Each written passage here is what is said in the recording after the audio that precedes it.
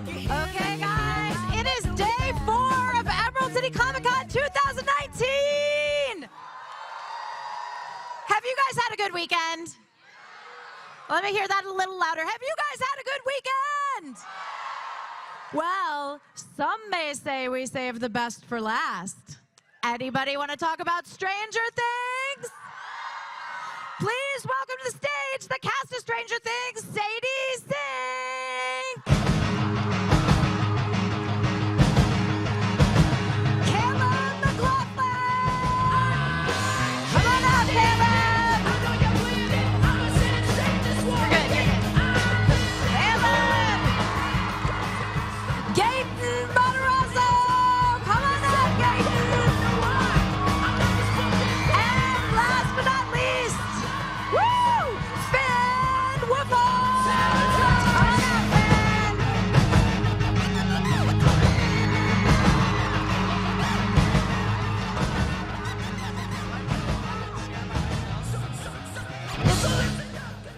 Okay, first of all, welcome to Seattle, you guys. Thank you so much for joining us and kicking off day 4. You guys excited? Yes. Yes. Thank you for having us. Yes.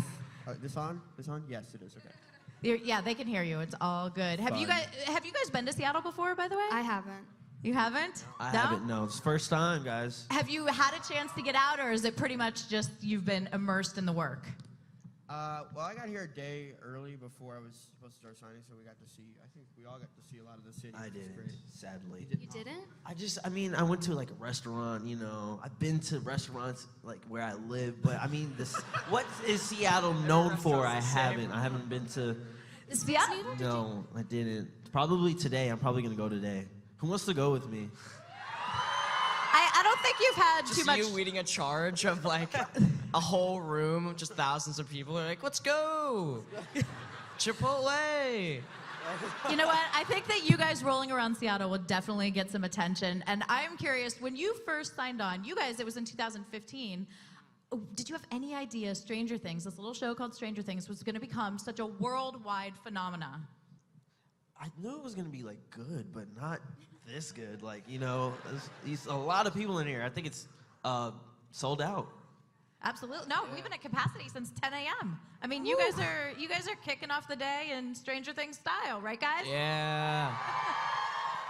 Yeah, we had no idea when we all did. We were just excited to be on a set. Yeah, I thought it was gonna be a lot more of like a cult following. I thought it was gonna be like a cult classic, something like that, like Rocky Horror style. Like, I thought it was just gonna be like, I was just scared because I mean, it's a weird show. It is. I mean, it's got a lot of different elements and there's a lot going on. There's so many different genres, different age groups. I thought I thought critics were gonna say there's too much going on. I thought it was gonna get the same reviews like Bohemian Rhapsody was getting. Like the song Bohemian Rhapsody.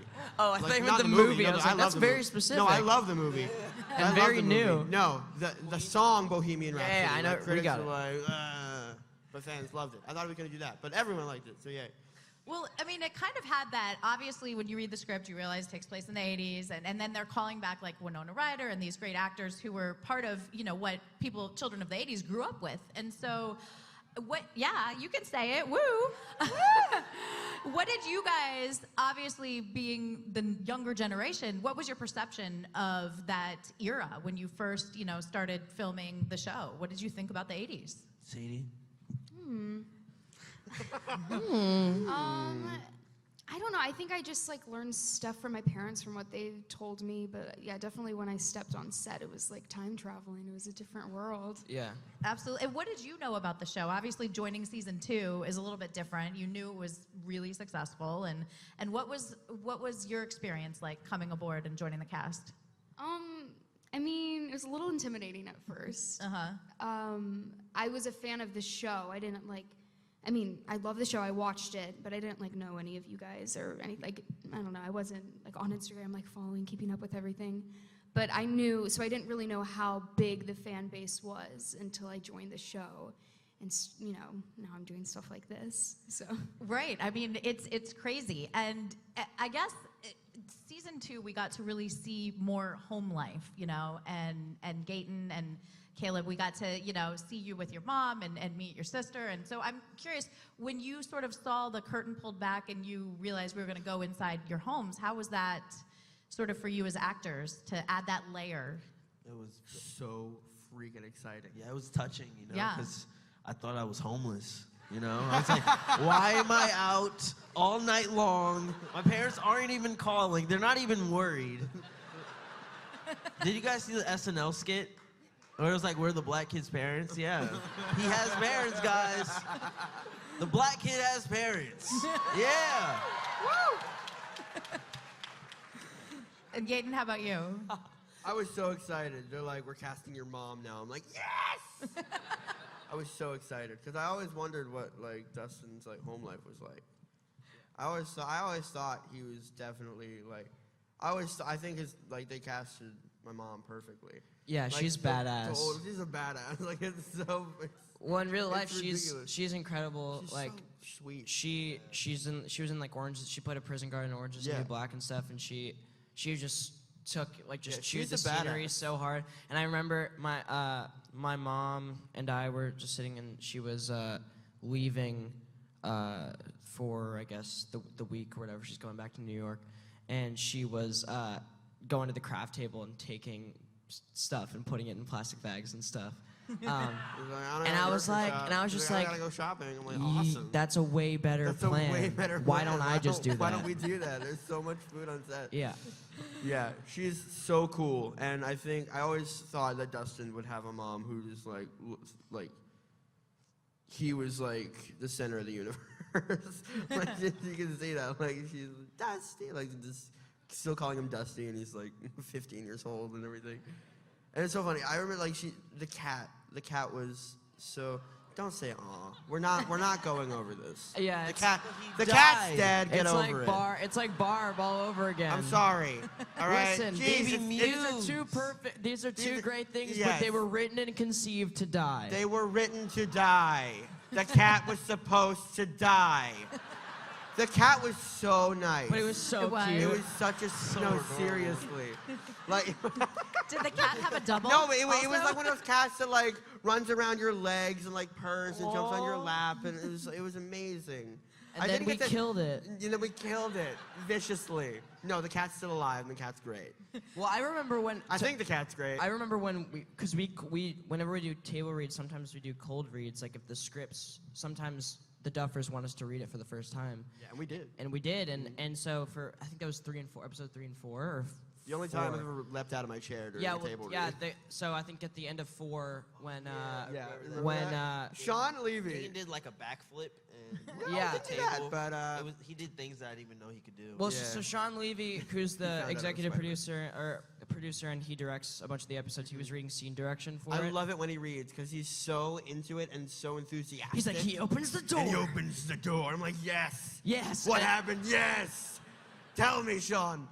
So yeah, we were all sitting there. We were reading it for the first time, and then when we heard the cat being ripped apart by a baby demo, this thing is, I think in the Yeah, script in the it script says, it says this thing is it's a baby Demogorgon and in we're all like, capital yes! letters, and everyone leapt out of their chairs and started Like, wait, beating Alex! the table. Everyone was like, yeah, like everyone was like going crazy. The cat's dead. Yeah. Well, aside from the cat, you guys work with a lot of great guest stars, Yeah. and also that generation. Good segue. Yeah. Great. Who are some of the favorites that have been on the show, or have any of the adults that have come on that are popular from '80s movies? Have you been inspired to go watch some of those classic films? I mean, I feel like all of us have watched those films at one point in our life before the show, like before we even knew about it, because our parents raised us correctly, That's really good to hear. right? Yeah, I mean, yeah. We've watched before we started filming season 2. Yeah. We've watched almost all of the All of them. classics, like the hits, all the hits. Just to get the feel of what Stranger Things is. Yeah, and the show takes so much inspiration from like all the 80s classics. Oh, So- absolutely. Yeah. There's so many even little Easter eggs in there. Yes. So Finn, a lot of season 1 focused on your relationship with Eleven, and I'm curious, how did you and Millie kind of build that bond? I don't know. It was just like written. I don't know really how to say else. We weren't like in like the trailer like running. You know, I don't know. It was like, it was just pretty organic. I don't know. It was already the Duffers have a pretty incredible way with just writing and writing scripts, and so when you read a scene, like you get it immediately. There's not. I don't ever go into a scene of Stranger Things and have a bunch of questions about my character and backstory. Because it's already there. It's just laid out for you. What's this? Yeah, you had your parents' first season. I had questions. I had a lot of questions. You were left hanging out there for I a was while. left hanging. I was like, okay, how's my parents? Okay, so the parents, first of all. Yeah, I don't know. Yeah, it's yeah, it was kind of it was just already laid out for us, I guess. It was, and then from there we just kind of took the wheel.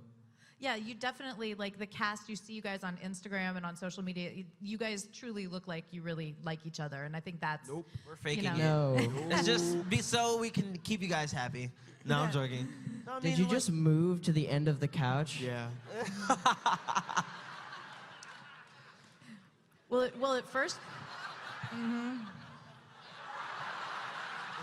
Who you wants guys to just sit did that between in them? sync. This is like couples therapy. Yeah. No, I imagine there is a Confirmed, lot me and of... Finn are a couple. What have you done? Oh my God. What have you done? Sadie, did you skateboard before you got the role? No. So what was the process of learning to, I mean, because you look really good Thanks. doing it. I had no idea what I was doing. They set me up with the 2 skateboard instructors, and I had one when I was home, and then one when I went to Atlanta. Uh-huh. And I'd do school, and then 3 hours of skateboard lessons for like, I don't know, the first few months of filming. Didn't one of them break their arm? Yes, that happened. Okay, tell us that story, please. I don't know. I mean, he's a skateboarder, your so arm? no, I didn't break my Oh, arm. oh, yeah, God, the no. dude. When I was skateboarding, production made me wear knee pads and Bubble elbow wrap. pads and a helmet, which yes is very important. Wear your helmets, but yeah, no, the production was not going to take any risks with me. They made sure I was fully It was protected. the dude that was. Yeah. Yeah, your- one of them yeah, broke his arm. Oh yeah. And it was cool to see Sadie like get kind of immersed in that cult, because it was almost like another character study or another thing to study for, because like, you know, the instructors would be like, oh, watch this video Yeah, or they like watch. send me home with videos and stuff. Yeah. Yeah, Right. like skates, like I don't know if anyone's a skateboarder in here, but four people. Cool. A few. So I'm talking directly to you. But yeah, I remember you watched like Stay Gold, which is like an Amazing America video, and yeah, I mean it was really cool to see like Sadie learn something else and like just do really well at it, I guess. Have you ever read a scene in the, season 1 and 2 where you were like, how am I going to do that? Or I don't understand this. This doesn't make sense. And when that happens, do you go to the writer's room? Who do you approach? And how do you tackle that, really? I from experience, I probably want to just be like, hey, what am I gonna do? You have, they're the creators of the show, so you can't just like critique what this is their baby. Right. It's just like, hey, your son's acting up. What should I do? Like, you don't go to a parent and just like say their child, something's wrong with their child. Right. You don't do that. So It's a you really have to good be like, analogy. hey, I just want to approach you with something, see if we can discuss it together. Yeah. You know? I mean, It's the like thing that. is that you can try and develop your character as much as possible, and you can do the best that I mean, it's your job to do the best that you can, but it's also your job to respect the writers and the directors, because you are portraying what they've written. It's your job to do what they ask. Yeah. And if you say, I think they should do this, and they're like, that's stupid, do this, you gotta do that. I mean, It's or else true. the director isn't directing. I mean, you have to respect them. And especially the Duffers, it's like they gave us all our career. You know what I mean? Like They our give us career. so much freedom. Like though, with our freedom, our characters. creative freedom on set, and also just like, we owe them so much, because Oh, gosh, none of this yes. would be here if it wasn't for them. It's upsetting. Yeah, And our parents. Yeah. Our and our parents, for parents, sure. obviously. Of course. Of course, yeah. But Gaten, you mentioned the freedom you get on set. Is that maybe after a take is definitely they've gotten what they've written? They say, you guys now try one, use your own words? Yeah. Or how does that work? Yeah, well, they say that. They're like they usually, They say exactly that. They They're say like, exactly that. They're like, yeah, that's it. Just wing it now. Or Yeah. go for it. Or like we'll get a really, really good take. And it's so fun. They love doing what they do so much. And, like it's almost like they don't want It to stop. end, Like yeah. they don't want the scene to end. Like we'll do a perfect take. Yeah. Like as close, well, you can't do a perfect take, but as close to a perfect take as you can get. And then they'll be like, guys, that was amazing. One for safety. I'm like, yeah. Well, no, they'll like, can we just check the gate, guys? they'll look at each other and like they'll be like, yeah, Yeah, it was good. and then they'll be like, all right, one more. Just because they love it. And Their Yeah. mouths wouldn't even move. They'll just look at each other. They Like, can communicate they with their communicate, eyes. yeah, they really. Can, they literally can. But only with each other. Right. Yeah, Right. like they know what they're saying, like when they look at each other, but it's kind of creepy. It's spooky. Yeah. I love that though. You three, obviously, you have a Broadway background, and you guys sing, and we know Millie sings. I mean, is there going to be a musical episode somewhere down the road? No. Such a bad idea. That would be so Terrible bad. It's So bad. I don't know. Are you I kidding think me? like some shows, that's like their But pinnacle. like for when like they, the drama shows, like Grey's Uh-huh. Anatomy, they did a musical episode. But Did I they feel like actually? you can Oh, do yeah, they it. did. Oh yeah, oh yeah. But like, But like I feel like you can kind of do that with those types. of it shows, would but, have like, to be like I don't know, a dream sequence or something. But it would be. I think it would be amazing. The thing about it is when you do, I know this is like a joke like answer, but like when you decide to make a musical, when you decide to turn what wasn't a musical into a musical, you're breaking the entire reality of what you've established, and then it's hard for people to just kind of grasp onto that. I mean, if the show like obviously you can't do Stranger Things a musical unless you're doing a parody. Well, there, not to spoil too much, but there is a musical sequence in Stranger Things 3. What? no, there What's is- it? What cut have you seen?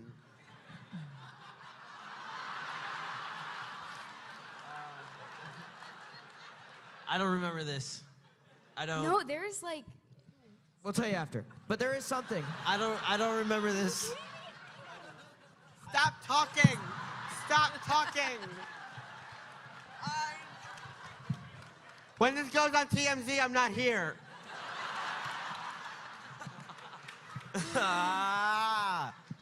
And there you have it. All right, we're gonna take The audience entire third questions. season is a musical, guys. Yeah, That's what I whispered in his ear. I so want to know what you whispered in his ear. Wait. All right, we're going to open it up for audience questions. So you guys can stand behind the mics. We'll get through as many questions as you can. And while they're getting organized, obviously, everyone in here loves you guys, loves Stranger Things. What do you guys geek out about? What are you watching? What are you listening to? What are you reading? I'm trying to think. When I just watched Umbrella Academy. I haven't watched that yet. Well, I haven't It's really finished good. it. I'm like halfway through, but it's pretty cool. Sex Yeah. Education is really good. It's a good show. I haven't seen that. really good. I have to see it. All the actors in that are really good. That's always really great when an ensemble is like really just like there's a lot of connection between the ensemble and like they really push a good story forward. It's everything Netflix, guys. If you're not watching anything, if you're watching something other than Netflix, leave. Don't leave. You can watch other stuff besides like Netflix. All right. Just Hi, joking. we're going to start over here. Hi. My name is Anna, Hi, Anna. and my question is, what was your favorite group scene to film? Favorite group scene?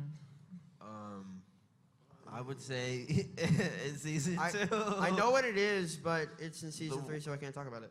Oh yeah, I think some of the best group scenes are in season 3. Yeah. Yeah, but talking about season 2, the scene where Gaten was basically talking about how to defeat the The Mind Mind Flayer. Flayer. Yeah. Oh And- my gosh. and Hopper's like, all right, so wait, this is fake. Wait, what's the line? What's the scene? He says, or no. I don't even remember, No, but well, it's that there's scene. There's a line where Hopper says something, and he goes, how is this relevant right now? And he goes, it's not, I'm sorry. Yeah. Just filming that, I couldn't keep it together. Yeah. No was one so can keep fun. it together in that scene. Well, Charlie Heaton. Charlie needs to stop laughing. He can't. He's the one that breaks. Charlie Heaton, once and forever, is the first person that breaks first. And so, like, there's been scenes where we couldn't. Like, David Harbour had to be like, cut. Okay, we gotta cut, guys. Charlie, go in the other room. Like, And if Charlie wasn't in the shot, he was told to get out of the room. yeah. He was told to leave. So yeah. Because once he starts laughing, he starts laughing. Yeah, the second person to start laughing. Because Charlie, I don't know why, but every group scene, Charlie's next to me. And then when we're filming, Charlie's like right behind me, and all you hear is. And then I turn around, and he's like this.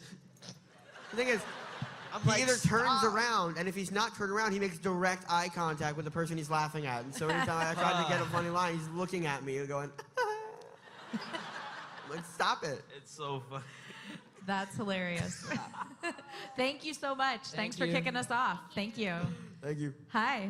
Hi, I'm Krista from Bremerton, Washington, and my question is, if you could choose anybody from the Marvel Cinematic Universe to team up with your characters on the show, who do you think would be able to handle it? Who do we think? Which one of our characters would team up with which Marvel character? Yeah, if you could have a Oh. mashup crossover team come For on. some reason, I think Dustin and Tony Stark would be a really funny duo. But that's a lot like Dustin and Steve, so I think I'm gonna pick something else. But that would be It's a lot. but It would be funny. But they have such similar like. Aiden and wit, Spider-Man, though. yes, but Dustin and Spider-Man. They have such like similar. I mean, I think they would be very funny. I think that'd be very funny. To be honest, Spider-Man would be good. I think Thor and Dustin would be funny. That'd be a good match. I think Thor. I'm gonna say Thor and Dustin. Yeah. That's good. Thank you. Oh wait. Yeah, you can. trying to think. Anybody else jump in? I don't You don't know? For I don't Lucas? have any- I don't For have- Lucas, I don't know. Yeah, I don't have one. Lucas and Captain America. Lucas and They could lead like a badass duo. That would be cool, like back to I'm trying back. to think. But I'm Y'all trying are to Wrist similar. Rocket, him with his shield. Yeah. because I know like You Lucas bounced is off the very shield. You bounce the skeptical. wrist rocket off the shield. That'd be so cool. That would be. I mean, I love all the Marvel characters. I'm just trying to think of Lucas's personality and if he'll get annoyed quick or. I mean, Okay. 11 clearly needs to go with the X-Men. 11 what? You know. Like, oh, 11 Black Panther? You think Lucas would be? I feel like he would. He'd be like, no one else looks like us here, bud. So I guess it's me and you. I guess it's me and you. How's Africa? Haven't been in a minute. I think Mike and Bruce Banner would be a cool combo. Like they like talk all sciencey and stuff, and then like I think that would be cool. Like Wait, not Bruce the Hulk. Banner, isn't that like? The Hulk. Oh, sorry. Wait, so just I was- Bruce Banner, No, not he can the turn Hulk? into the Hulk. I'm just saying, he turns into the Hulk, sure, but I think that'd be cool. It'd be like the ones that figure out what to do. It's like saying that I'm a werewolf, but like just the guy. What are you saying? Like which characters would be the superheroes, or which like team up with the Team up. team Team up? up. Yeah, I'm not Okay. saying like be. Yeah. I don't know if that answers your question, but yeah, there you go. I think it does. Thank you. Hi. Hi, my name's Liam. I'm Hi, 9 Liam. years old, and I'm from Tacoma, Washington. Yeah. Noise. And I don't know, but you guys don't like getting out spoilers for other I don't. people. So, what's the monster for season 3? Dude. That was a good try. All right, strap in, everyone. That Good was try, buddy. Good try, buddy. That was a good try. I'm sorry, dude. I love, like, what if There- that was our I'll- downfall? Like, what if that was the thing that, like, that was the straw that broke the camel's back, and we were like, I guess we gotta I will say it say, now. I think we can say, Yes, we we can gotta say say it there now. are two major antagonists. Ooh. There you go. Thank you so much, and good job asking that question. That's all I do in that. Hi. Hi, my name's Marissa. I'm from Vancouver, Washington. I'm from Vancouver, Canada. Vancouver, Two Washington Vancouvers. existed before Vancouver, BC. Just, Yeah. Just I'm saying. from Vancouver, New Jersey. No, I'm not. That's not a place. So Carrie Elwes is going to be in season 3, and your Yes. show takes place in the 80s. So my question is, if you could go back in time and play any character in an iconic 80s movie, what would each of you want to play? Ooh. I have my answer already. Me too. I want to play Anthony Michael Hall's character from Breakfast Club, Brian. Yeah. Because it's such a good role. God, Like all the subtle, like like little. I don't know. I think that he's so great in that role. Oh my God, yes. And like the whole. Seriously, no. Like, He has the whole like monologue about this like. It's crazy. I mean, like if you look at Breakfast Club, it's interesting because it's dated, now. But they need to make a play out of it, not like a musical, but they need to make a play. It'd be a great play.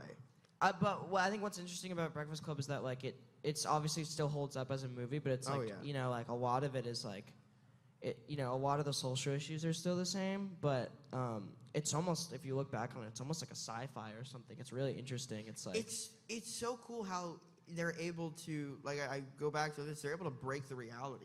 Like, why does Emilio Estevez go, and the glass breaks in the door? Like, yeah, that's crazy. What in the world? And there's a dance montage? And then they go to crying after. And somehow he falls off of like a 20-foot air vent and like just comes down and then like dusts off his shoulders like he's okay. Yeah. Anyway, sorry, what's your answer? That's the magic of the 80s. It's such a cool movie. It's such a cool movie. I would love to be in Back to the Future. I was gonna say that. Really? Yeah. I would love that. Marty, right? Marty McFly. Marty He's the McFly. goat. Thank you, guys. Thank you. Great For question. me- You're gonna say Back to the I was Future? gonna say Yeah. For me, it's basically answered. no. Oh, I was talking a lot about Breakfast Club. For me, it's Luke Skywalker in Star Wars. Return of the Jedi specifically. That's my favorite. I know it's an unpopular opinion, but Return of the Jedi is my favorite. Yeah. Hi. I mean, everyone says Empire is the best. Hi, I'm Garrett from area Washington. Hi, hey, man. So, if you were to write the series finale of Stranger Things, how would you do it? Ooh. If we had to rewrite. You know what? I wrote don't. the I series think that finale. we should hear how you would do it, because Yeah. whatever they say is going to be viewed as like inside information. Yeah, and it's not. So what would you I'm do? saying now. Oh, everyone he's in this- smart, guys. Don't. He's tricking no, us. he's a smart. Look at him. He has headphones on. He's smart. He's listening. Like, they're not ordinary He's listening headphones. from They're the not even NSA. Beats. They're like he made those. He made those headphones. Cheaply made. Huh? Cheaply made. Hey, those are the smart ones, guys. He knows how to save his money. But I'm saying, like, don't give up, because I was about to, like, really go into season 3 and be like, well, since in season 3, you know how this happened. Yeah, I'm not going to answer the question, you tricky guy. Gotcha. Caught you. Everyone in this audience thinks that we have an input like with the Duffers. Like We come in- don't. We don't write the show. Yeah. We don't have it. So yeah, it's really interesting. Sometimes they'll ask us questions like sometimes fans will ask us questions that only the Duffers would know, and they'll be well. Actually, what's great is when people come up to you and you're like, "When's season 3 coming out?" And you're like, "July 4th," and they're like, "Oh, like it's my fault that it's July 4th." Oh, I Like, thought it was Halloween, dude. yeah, they're like, Come "Oh, on, like man." can't you just push it back?" I'm like, No. "Okay, yeah, let me just march up to Netflix's office and be like, a month earlier, this guy Kurt from Seattle said it had to be earlier." So Ted Rams is like, "Okay, I guess." They get like mad. Like, people get mad at me. Like when I'm like, they're like, "Is it Halloween this year?" I'm like, "No, it's not." They're like, "When?" I'm like, "I don't know." It was before they announced that it was July. I think it's pretty cool. It's 4th of July, I though. think so, I too. like it. I like Everyone great can holiday. You know. spend it with their fireworks and their beers and their whatevers. Yeah, we good. Barbecue. Barbecues. Yes. Thank you. Thank you. Thank Hi. you. We We're can't sorry, answer We're your sorry we question. couldn't answer your When the question. We don't season's trust over. ourselves. Hi. Go ahead. I'm Mary from Stillicum, Washington. I would play D&D a lot, and I have a character based off of Glory from Buffy the Vampire Slayer. I'm wondering what your favorite class to play is. Wait, What's say, Is the Wait. question? Do we know what Buffy the Vampire Slayer is? No. We do. What's your favorite D&D class to play? Oh, we don't know. I don't know favorite anything about D&D D&D. class. Is there a night? Yeah, why I have not? no, we don't know anything why about don't D&D. you why don't you give them the choices and then You have cleric, you have paladin, you have fighter, you have Oh, right. sorcerer, you have wizard, you have warlock, Oh, you have okay. bard. Oh, okay. Dustin would definitely be a bard.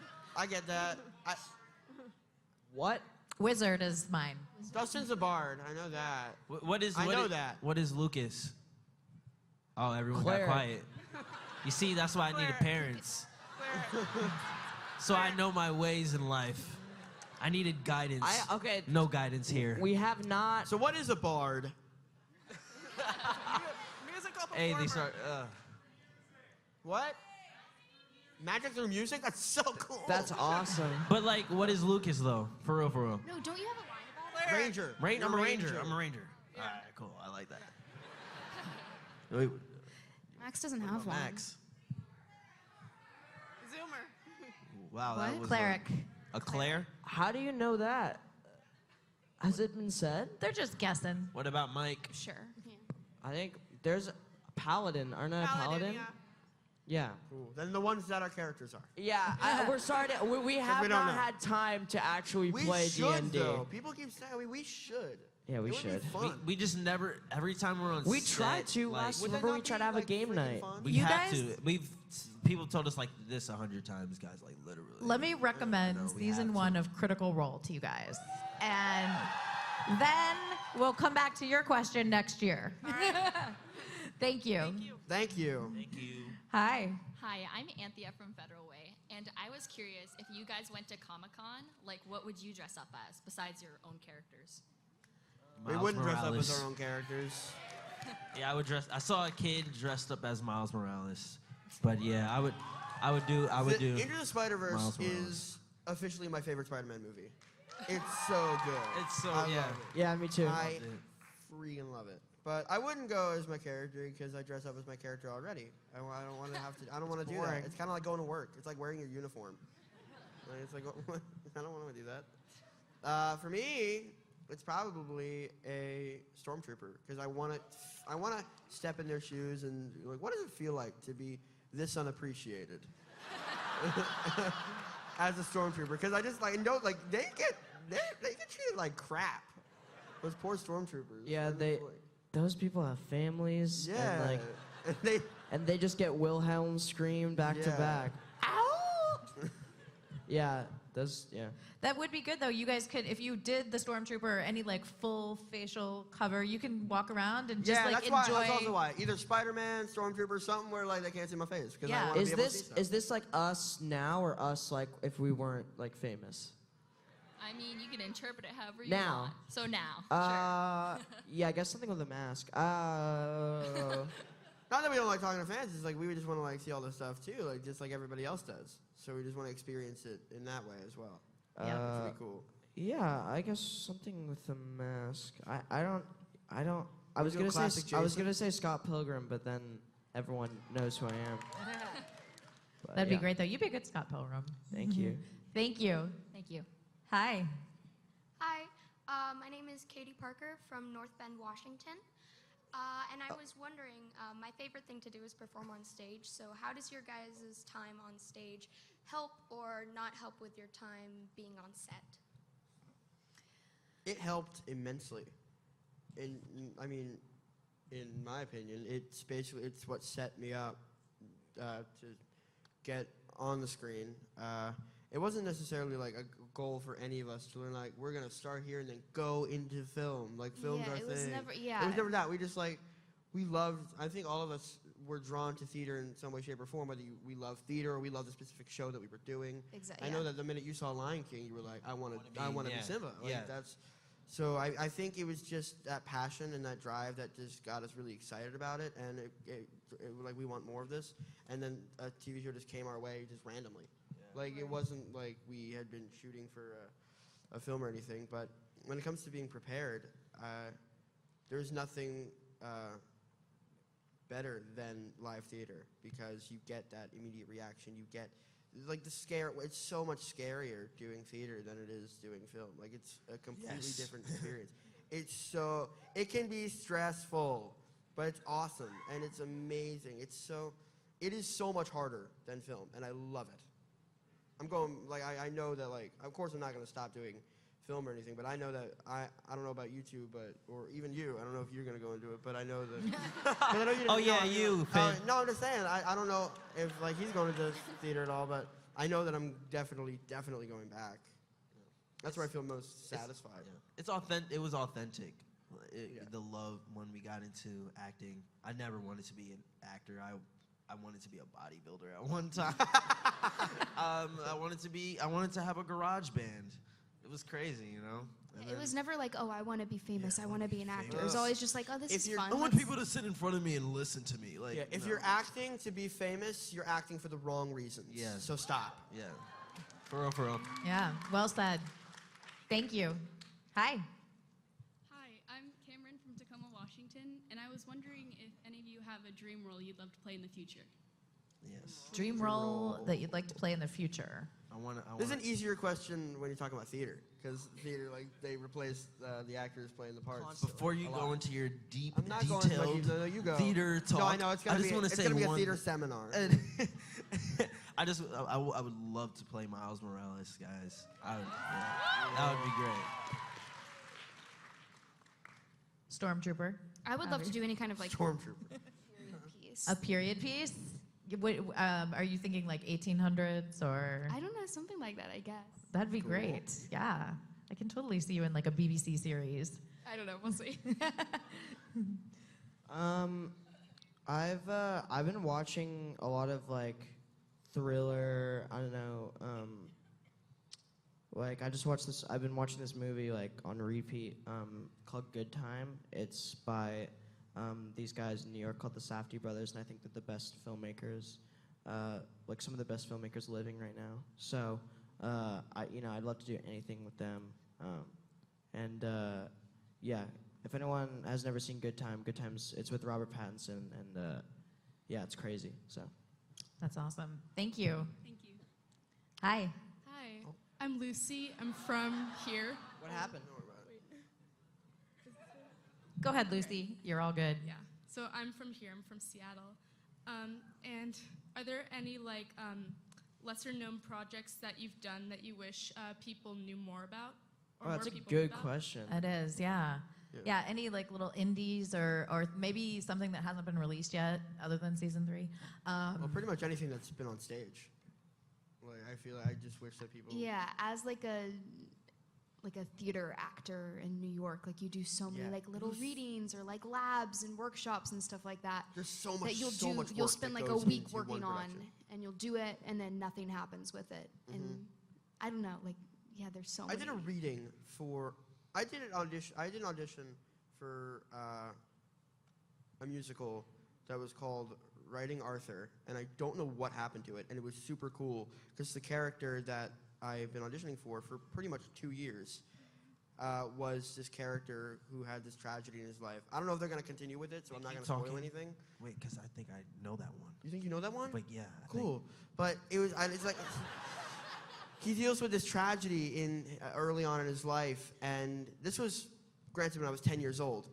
He deals with this tragedy like that happens shortly before the musical, and the way he copes with it is he basically just locks himself down in his basement and he just writes about this character that his mother tells him about, and then through his writing he plays Arthur, who's the character writing, and then he switches to Arthur, who's a character that he's writing about, and then he performs as that part throughout the musical. And it's like it takes like in the story it takes place in Ireland, and he's like some like misfit kid in Ireland, and then he goes back to being locked in his basement, like never leaving. It's really depressing, but I wanted to see where that went because I've always wanted to play a part that's just like two parts at once, pretty much. That's so cool.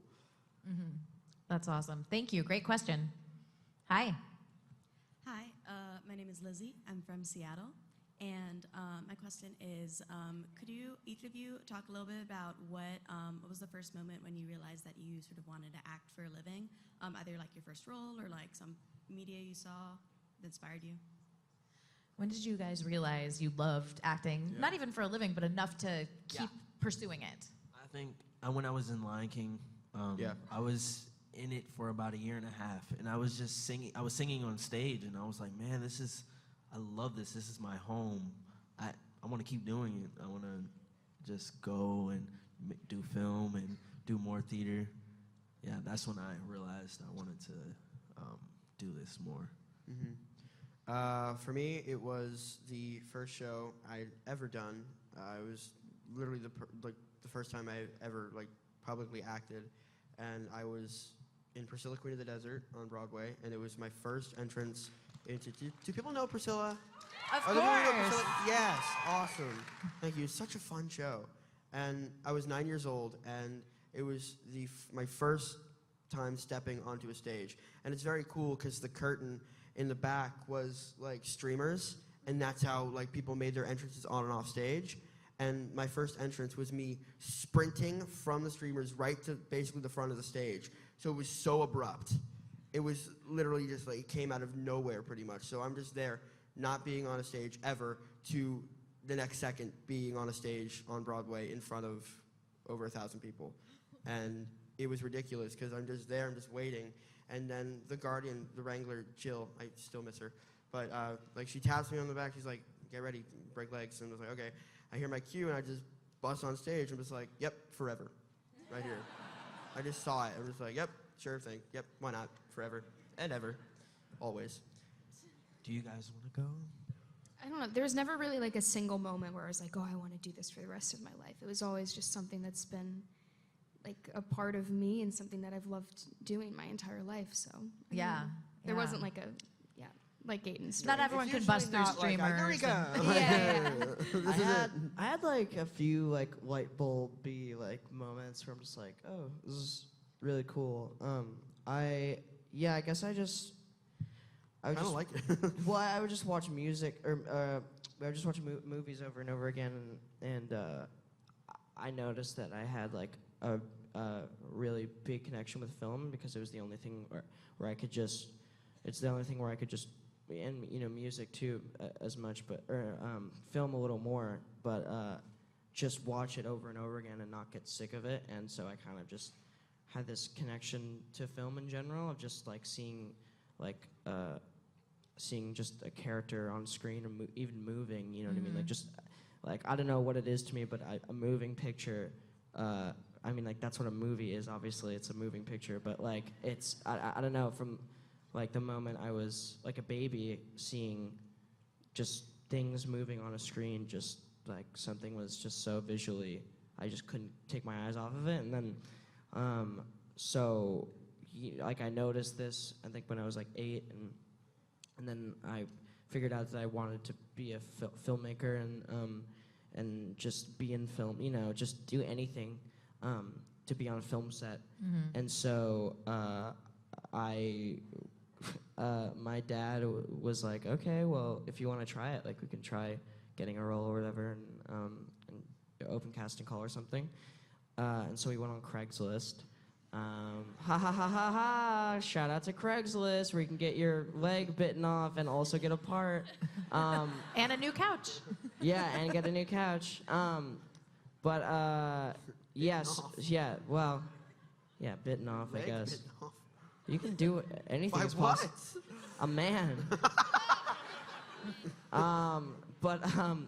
So I did this. Well, I don't want to make it too long, but I did this music video, and I just knew from being on set, I was like, collaborating and making friends constantly, and having creative output is like to me, it's like the best feeling in the world, because like you're just. I don't know, you're making something. So I think from then on, I just wanted to do it. It's kind of euphoric. Yeah, it's really euphoric. Mm-hmm. Thank you. Hi. Hi, I'm Sophia. I'm from Seattle, and my question is for Finn. How do you balance touring with Calpurnia and also going to conventions like this? Oh, well, I do conventions once in a while. Because I just want to do a bunch of stuff. So like conventions aren't, obviously this has been incredible, but I only do a few a year because I just try to space them out. And last year was really fun. It was difficult doing Stranger Things than flying. Well, in Dayton too, like you would do shows sometimes with Dayton as a band too, and so it's kind of interesting to shoot for a whole week and then have to go fly to a different city on the weekend, do that, and then come back and start working it. It usually doesn't. It's usually not like that, because it's usually like I feel like both of us kind of perform when we're not like super busy. No. Like, and conventions are only like in sporadic like weekends here and there. Like it's not like. Yeah, it's so conventions not as much. Like, you know, I don't really, because I don't do them a lot. But when it comes to work, like Stranger Things, you know, I had to do a lot of like back-to-back stuff, which was like exhausting, and I was in danger of like overworking myself and burning out. And so I have learned the hard way a few times how to just like, you know, not overwork myself and take breaks, because I'm like a super workaholic and I love doing everything. And so I guess it's just like finding the balance over time. Yeah, I'm definitely working on a bunch of stuff at once. You just have to limit it, but yeah. Just space it out. Thank you for that question. Yeah, thank you. When you guys actually did your first convention, what was your reaction to seeing the fan base that's out there? I mean, it is like, you know, with theater, you get that immediate gratification, and with a show, not so much. So what was it like to come to an event like this? This was amazing. You guys very, very warm and Yeah. welcoming. My It's really first cool. con was great, but I got a lot of hate my first con. No, They were like, for if you real, were for more real. nice to 11, Be maybe I nice would be to on the 11. line. I was We like, know you didn't I'm an write the actor. script. No, yeah, I know. Right? You wrote the script. You were mean on purpose. Yeah, on purpose. I was like, I'm like Leave him an alone. actor, but yeah, as I've done more cons and Stranger Things, got to see who Lucas was. They're like, oh, he's actually not a jerk. He's just a sensitive And kid also- because he's trying to find his friend. Also, you're playing a part. Yeah, you're not that's- Lucas. I'm not like that. And not Lucas. I Well, play Caleb. I think- C-A-L-E-B. Caleb. Or as some people spell it, K-A-L-E-B. Sometimes, like, people mess up your name a lot for some reason. K. Well, hopefully that experience was a minor, you know, the minority, and I think I can speak for everyone in the room when I say, we love you, right? I feel the love now. I feel the love now. I feel it. But in the Feel- beginning, it was like, you were mean to 11. I'm like, that's only one time, and I'm an actor. And I'm Guys, sorry. And also, come on. he was. You have to think about Not to get into like character stuff, but he was right. He was He right. was right to be like Lucas was right. suspicious. Come on, guys. He was right. By the way, At us. who wouldn't be like, who is this person? Like, Yeah. I, She's scary. Our Yeah. parents told You us moved up with your mind, not and our friend's to talk gone. to You're siding with strangers, her. guys. She Who also whose murders parents didn't tell people them that? too. Murders several people. So it's hard to get that through your brain when you're like 13. Like, wait, so what? We're going to a junkyard with a girl we never met before, and she kills people. Sometimes innocent people. Sometimes, yeah. So I feel like he was right to think that. So No hate. Yeah. So whoever came up to Caleb at that first convention, I'm not gonna swear because there's so many kids here, but F you, bro. Thank you. Thank you. Hi. Hi. Okay. Hi. I'm Francis from Bellevue, Washington, and I do theater on stage. And one of my favorite things is the bonds that I create with my castmates. Yep. And all of the outside of the show things that we do together. And I was wondering what each of your favorite or funniest moments with the Stranger Things cast have been. Sure. First, I just want to add on to what you were saying. With theater, I think you create a family. Shut up. You create a family, because you're with them every single day, so you create like a really tight-knit family. It's like the And it's- bond you make yeah. with theater. Yeah, and it's nothing Like your less than cast the members bond in you make theater. with people in film. It's just like you're not with people in film all the time, like 24/7. So I think I understand where you're coming from when you say you get so close with people. Yeah. So yeah. First of all, you didn't answer the question. I'm not. I said I was adding on to her. I'm trying to think of the funniest. I love you. I love you. I have a great. Oh my god. Do you have a good memory? Gaten falling in the woods. Oh God. You really? Nope. No. Not that inside joke. What? Continue. I don't know. You fell, and it was. I Really did funny. fall in the woods You haven't been 3 talking. times. Say the story. Come on, tell No, the story. twice. Tell the Wait. people. It's kind of Gaten's story, but Okay, like I I mean, get it. from But- my no, yeah, yeah. perspective, Yeah, Well, it we was were fun. doing this scene. It's funnier when you say it from someone else's perspective. Your perspective, yeah. it Well, was okay, we were doing that scene where it's me, Steve, you, Dustin, and we're all running and we're meeting up with Charlie and Natalia, and Jonathan and Nancy. thank you. But there were like these fog machines, and they were really slippery because they were made. I don't know what they were made out of, but it was kind of slippery. Well, it was slippery, and also there was fog on it, like water. Exactly, it was really There was hard to water on see. it. Yeah, but then Yeah. you were running and you slipped and you grabbed a branch to like try to broke stop off. yourself, and it just broke off. And it's funny hearing it from the crew's perspective because all they see is fog in the trees and light from like lights in the back. No, and and all they see is a flashlight. They see my flashlight, and all they see is my flashlight go. That's all they see. All they hear is, and then you see a you fell flashlight go, too. and you hear a branch fell break. You're like, too. Did I? Yeah. I don't remember. And That I remember was- I was the only one laughing. yeah, no, you, only you. Everyone's like, Gaten. Sadie's a secret Are you sadist. okay? Everyone's like, And Sadie's are you okay? And Sadie's just laughing at me. Don't fall, don't die. I'd In front of prefer- Sadie, she'll laugh. I'd prefer people laughing at that, to be honest with you, because I don't want to be the one laughing, getting up. People are like, "Are you okay?" I'm like, "I'm fine." They're like, "Are you sure?" Sometimes you just need It's to like, laugh it off. Like, it's Yeah. embarrassing. Laugh at me. I think You're welcome. the more I've known Sadie, the more she likes like absurd humor. I remember one time we were talking. I don't think any cat like there was an incident on the highway in Atlanta where a bunch of cows got out, and they ran on the highway. I don't think any of them died or any. Well, maybe one. There were a few. There was a cow was- casualty. However, That's sad. so we're looking at it, and it's not okay. But anyways, you just go, That's not funny. Finn, did you hear about the cattle thing on the highway? It's awful.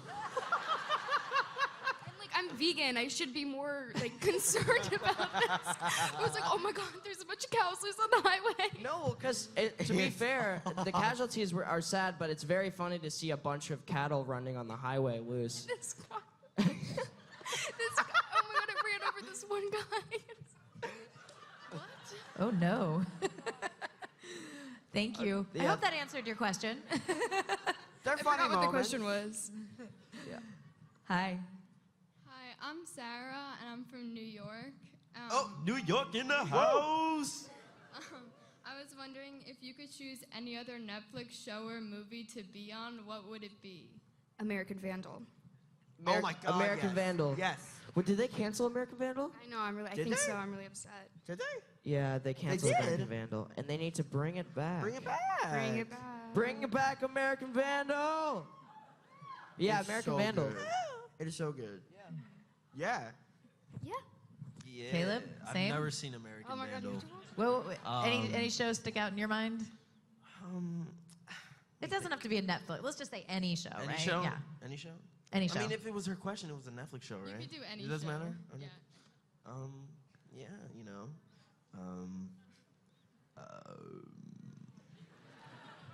You know what? Answer it on your Twitter later. I will. Yeah.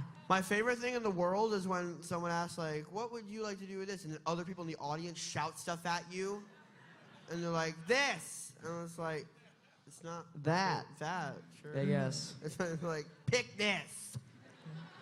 I love how someone shouted under their breath, Bird Box. Bird Box. Bird Box. Bird Box. That That's all I also heard was Bird Box. is a movie that there's only one of them. There's only one. Like it's been made already. Yeah, you can't like just join like a movie. Like that's already Goodfellas, Goodfellas. Yeah. Like What? that was made a long That time was ago. a while ago. Remake. Hi. Thank you. Hi. Hi, I'm Annika from Bellingham, and I was just wondering how you've like adjusted to having this huge fan base because you guys are like kids, and then like you're all in all of a sudden. We are kids. No, I'm never. glad you So, recognize. sorry, what's the question? What How is our did you- reaction How to are, we, fan? how are we adjusting to Oh, Yeah. recognition? we still are. Yeah, we really are. It's levels to it because every day it just gets bigger, and like, oh, we got to adjust to this level now. Like in the beginning, it was like, all right, we're getting used to it. All right, now more people are recognizing us. Okay. It's great. Yeah. Like I love that the work that we're doing is being recognized and that people appreciate it. I mean, it's great to know that what we've done has made an impact on people. really inspiring. But sometimes, like, when we go out, we're just like, let's just go out and like, let's be stupid kids. Let's go like jump off like small buildings and stuff. You can't mess up. And then like people would be like, this person jumped off a small building. This story is like, you don't have to do that. You want to be like able to like be stupid and like be a teenager. But like if you do something stupid, like you get like a bad rap or whatever. GMZ, like Finn Wolfhard jumps off like bridge into water. What? The bridge was off limits, but he did it anyway. Or even like little things like this person running indoors, like at the mall being loud, Running at the pool. Oh my god! That's how Millie broke her knee. That's true. Don't run at the pool. Don't run at kids. the pool. That's how Millie broke her knee. Don't do that. But like, and also like we get recognized pretty much every time we go out in public areas, which is it's cool and stuff. But like sometimes like my mom will be like, "You want to go out to eat?" And I'll be like, "Not really." No, because I want to like eat. Like, don't like I want to eat and like not have like stand up there and like. I love taking pictures with fans and everything. I love knowing that people love the work. It's hard.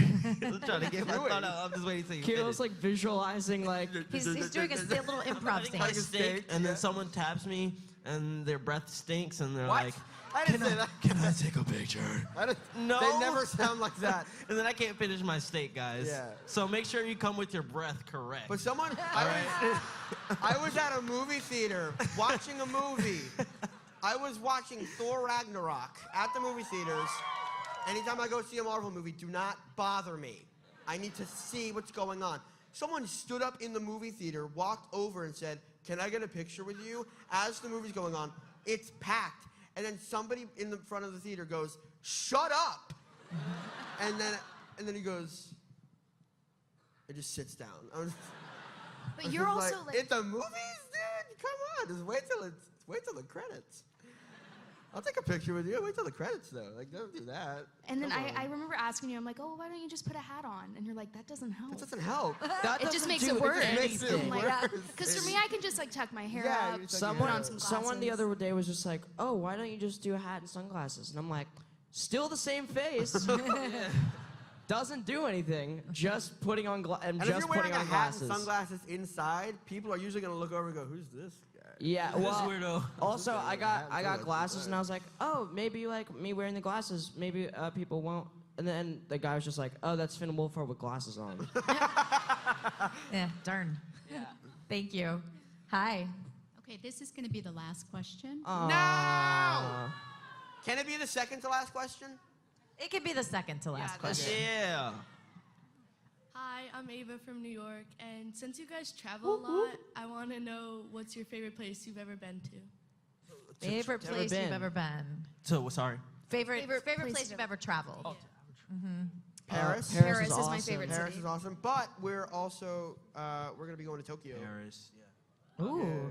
Sorry, I was like. We're gonna be going to Tokyo soon. I know that, and also I'm very excited. We're going to Italy. We're going to Italy, and I'm going to Turkey. Yeah. Lots of cool places. I'm going to Istanbul. Poland. I mean, yeah, we're going to I'm not going to Poland, baby. Poland. You're going to Poland. But when you guys are in Poland, I'm going to be in Istanbul, which is awesome. I'm so excited to go to Istanbul. That's going to be awesome. But yeah, Paris was That's awesome. going to be my Mexico favorite city. City was really cool to wrap to make it faster. And New York is always fantastic to go to. But yeah. What about you, Sadie? New York in the Sadie? house. Paris. Venice was really cool to visit, but Paris was like it's a city I can see myself living in. Food is amazing, man. Oh my god. Oh yeah. It's not fake like on TV. Like I would relate to Disney, watching Disney all the time, and they're like, "Oh, and they're in Paris and they're eating food." Ratatouille is the best movie ever made. Ratatouille? Yeah. Ratatouille. You never seen Ratatouille? No, oh my, I love Ratatouille. Oh, I thought you said it like you didn't know what that was. I was like, oh my god. It's a great movie, and Paris is a great city. Thank you so much. And last but not least, hi. Hello, my name is Izzy, and I'm from Vancouver, BC. Yeah. And my dad has been annoying me the entire day to just bring up my shoes because I got them custom-made Stranger Things Vans. Oh, cool. And my question is, what is the best prank that you've pulled on set on each other? Prank. Best prank on set. There's a prank that Millie and Noah did, and they convinced it's so mean and it's awful, and I'm like still like cringing at it. They convinced one of the crew members I don't think that's that the their best wedding prank. venue was canceled. That's a pretty good prank, Yeah. I guess. It's a good prank, but Jesus. It's not a nice one. I mean, how fucked up is that, right? That's crazy. That's terrible.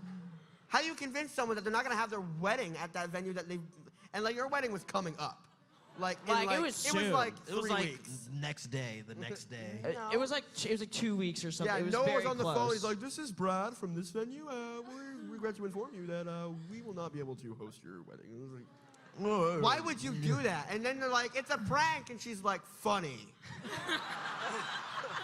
Funny stuff. And she's like, crying too. I think she cried. Yeah. That's a Shout out test. to Emily Kramer, our dresser on Yes. season 1. We miss you so much, We and miss we you haven't had so you back. much. But yeah, We hope Emily your wedding Kramer. was fantastic. Yeah, we hope your wedding was great. She had the wedding, guys. She had the wedding. She had the wedding. Yay! Thank you so much. And you guys, thank you so much for joining us for kicking off day 4 in the main stage. Did you guys have a good time? Give one more big round of applause. Yes. The cast of Stranger Things.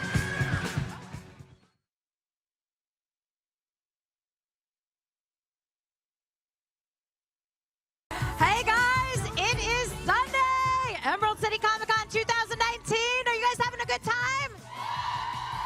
Welcome, welcome to the main stage. Any Earpers out there?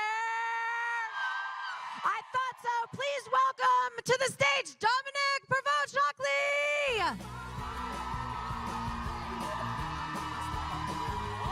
And Catherine Barrow. Fight Come on out, for Kat. fucking Wynonna.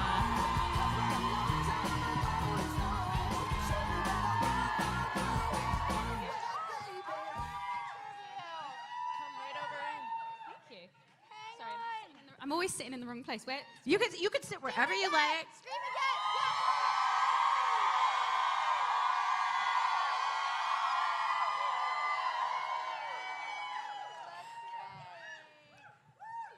You guys, I gotta say, here, sit down.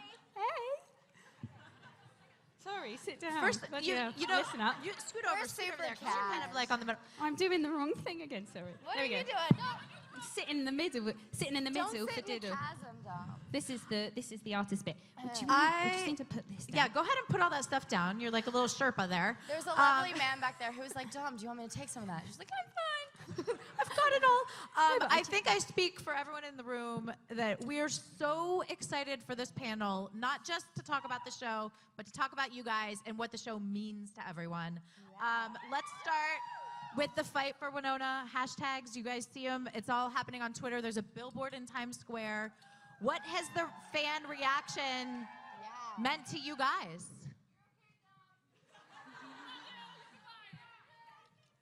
She's I got good. this today. She's in good hands up here. Today's great, isn't it? Oh, yeah, I feel great. Firstly, can we just say that this room Does anyone is else feel like they're in Harry Potter right Wow. now? Right? This I is didn't go Harry Potter, but yeah. What did you go? I was like, wow, look, we're in a film. Look at this. There's like, we're on a, you know, like the Jonathan Ross show. Well, we want to make it like, or like, you know, like the Ellen show, or like, not the Ellen show, but like, what would be the American version of Soundstage? Don't know that. This is going well, I feel. No, you know, like, what's that guy? You know, Graham Norton, the Graham Norton show. Yeah. He's English as well. Like that kind of thing. Anyway, thank you for having us. Basically, this is the first time it's been so swanky, so I'm a bit like, whoa. well, we want you to feel comfortable so that you spill all the, inside details and secrets of the show. Of the show, yeah. Well, let's go talk about the show. And these amazing fans who are here and fighting harder than ever. Yeah, we're so grateful for each and every one of you. And we do want to tell you guys that we absolutely are seeing everything that you're doing. We know that you are working so incredibly hard for this show, and we are too. And please trust that we have amazing producers behind the scenes that have been working their ass off to try and get this show into its 4th season. So we appreciate all of the love and all the energy and the time that you guys are putting in to join us in that fight, and we are right there with you. So we see you and we love you, and we're right there fighting alongside of you. So thank you. Let's take it back to the beginning. Let's rewind. What did you guys know about the show before you read the pilot and went in and met with people about playing these characters? And were you familiar at all with the source material? My God, it's like going back in time. Yes. I don't know How if you many could. years ago? That was like 4 years ago. 4 big years. Four big years. I was 20. How old would I have been 4 years ago? Because I'm 29 next week. 25. I'm hearing 25 is a general consensus. General consensus was that I started Wynonna when I was 25. That's good. So that's like a whole different time in your life. Holy crap. And yeah. Anyway, but going back, do you want me to go first or do you want to go first? I do. I would love to. So I was in England and had no idea about any of the stuff that was going on in the States or in Canada or anywhere really. But yeah, I was just starting to audition and send tapes over to America because I got an American manager because I got down to the last 2 for Step Up 3. You would have been really good in that. Thanks, babe. It was like really funny. Yeah, mad experience. Anyway, so I got a manager off that, and then she just started throwing me tapes from America and that kind of thing. And then, so I'd been taping for years, actually, because that was when I was a lot younger. But then that tape came through, and I remember thinking, what is this? Like, this is really cool, but it was totally different to anything that I had been sent before. But anyway, and I just kind of, to be honest with you, I just used to send tapes and think nothing's ever going to come back. And why am I blooming out doing this for the States anyway? I'm in Bristol, I was in London for a long time, and then I was in Bristol, and you just think, this is ridiculous. And I was in Bristol, and I sent a tape I was in London, and I sent a tape for Wynonna, for the character of Wynonna. And I really enjoyed doing that tape, it's the first time I've actually said that. But I loved it. It was like so good and badass and whatever, but I'm clearly not a Wynonna at all. So I did my best. I did many people have heard this before, but I did a deep South accent. Can you reenact that for us? Can you? Any chance of replicating that accent? There's a big part of me that wants to. Yes! Go with that part of you. Just only focus on that part of you. I found it the other day, actually. I found the sides, Kat. Do you keep sides? I used to, and then it made me too depressed, so I started getting rid of them. Yeah, me too. Because there were so many. I was like, holy shit, this is like hours and hours of my life into the abyss. Sometimes when I'm auditioning and doing self-tapes, because I've never booked a self-tape ever, and I always tell my agents and managers, I'm shit at self-tapes. Please get me in the room. Please get me in the room. And so many self-tapes, and I used to keep them. There's 2 ways of looking at this, really. One is look at all of this beautiful chance that I got to act and do my thing, and look at all this practice I've got. And then there's look at all this failure. So it's really dependent on how you want to look at it. 100%. I went through the exact same thing. I used to, when I first started, I used to really like keeping them because it was like I'd work on them, do all the notes, get really into it, and you have all your hopes up, and then you're like, oh, and then it doesn't come back, and you're like, oh, but I really enjoyed that, so I'm going to keep it and put it on the side. You know what I mean? Anyway, that was at the time when it was Wynonna. So I sent a self-tape for Wynonna, and what was it? Do the voice. Oh yeah, the voice. Oh, the voice. That's why I blanked it out. Oh shit! I didn't want to come back on that one. But anyway, I found it the other day, and I read it, and it wasn't dolls, it was... You found it? I found it, and it wasn't dolls, it was the Wynonna one, and it wasn't dolls that she said, Agent... Oh, wasn't it? Agent... Fuck, what was it? There was something about get dead in them, wasn't there? It's possible.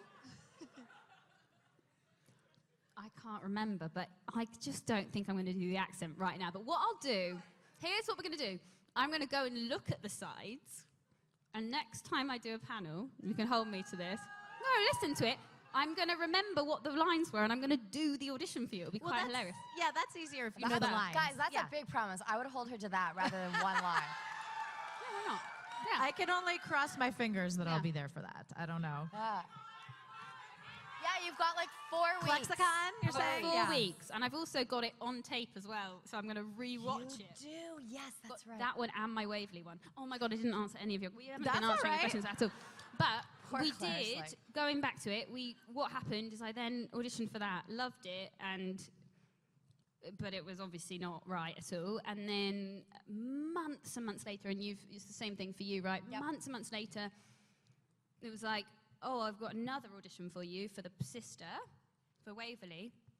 And so I did that, and again sent it off to the BIS. And then a long time later, I'd already booked another job that was going to shoot in India, and it got cancelled at last minute, and it completely broke my heart because I hadn't had any work for ages. It was like such a bad year. And I was feeling super depressed. And I was like, I'm going to India to shoot a movie. Wicked. And then it got cancelled just before. Right. And I was in Bristol with all of my stuff, and then I ended up going to Canada. God, this is a long story. I went to Canada, and then I was in Montreal with my mum, who was like trying to be a positive mum, be like, it's okay, you're going to be fine. And I was like, Mum, I'm done. I can't do this anymore. And then I got a phone call. I fell asleep in the park, and I got a phone call from my manager that woke me up. And I was sat under the tree, and I'd literally just cried, and my mum was like, oh my God, I'd never been honest about how I was actually feeling until that moment. And then I got a phone call, and it was my manager who was like, you know that show, Wynonna Earp? And I was like, wait, you mean the one that got all like, nervous, whatever. She went, yeah. She was like, are you in Montreal? Like, I was like, yeah. She was like, so here's the thing, honey. They want to see you, but they can't pay for the flight. So if you can get yourself to to Toronto to meet Emily Andress, she'd love to. If not, you can tape with notes. So like you can talk to Emily on the phone, and she'll tell you what you need to do differently, and then you can do it with notes. And so I did it with notes. And so I was like, are you kidding? I'm going. Oh my God. And then I went there, and then I met Mel and Emily, and we did the tape, and holy shit, changed our lives completely. And that was that. That's amazing. Isn't it funny? Trip down memory lane. And Kat has an amazing story. Kat, I want to hear your story. I'll give you my Reader's Digest version. So it was... we'll take either version. I auditioned for Wynonna. Very similar to Dom. I auditioned for Wynonna. Then I auditioned for Waverley, who I really, really, really loved the part of Waverley. But now, looking back at him, I could never imagine in a million years. And then, same thing, months go by, hear nothing. It goes away with the rest of them that just float into the abyss.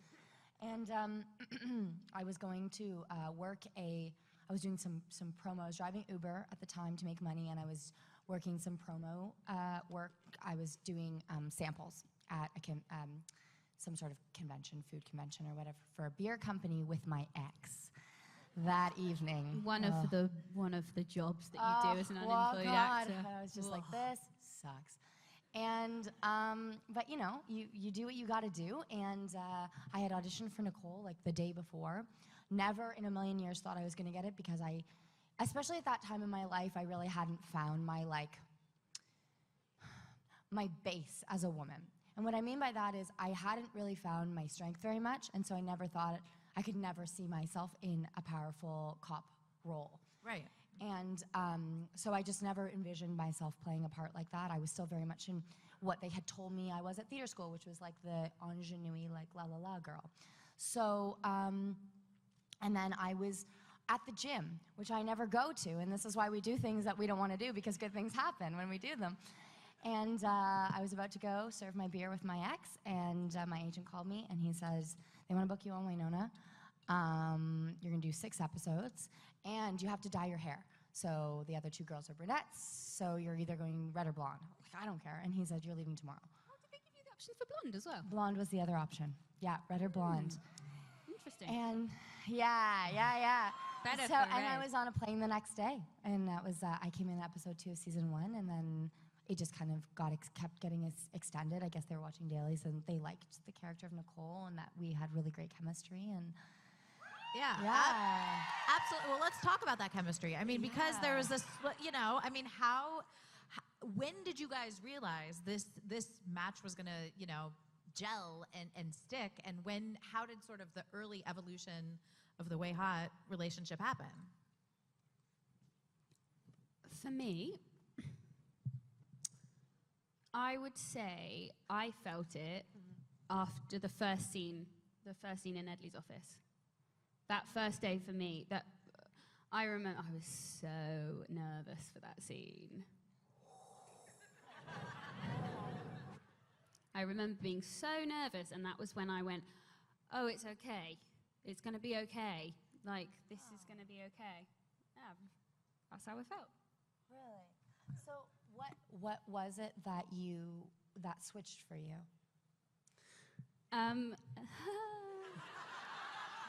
Sorry, I don't mean to ask you. Not if you're uncomfortable. No, don't it's all answer. not. God, there's many different ways to go with this answer, with this question. There's like 1,000 things that obviously. It's a very complex scene. It's a very complex thing to do. I think it's. But what I was going to say is there's one way, and everyone's going to go, oh yeah. There's a look that you give me. See, you're right. When you say you say, oh, I'm going to cry. Oh, it's on me. I got this. There's lights in the sky. Like, it just reminds you of the stars. We're all good. We're in the good place. No,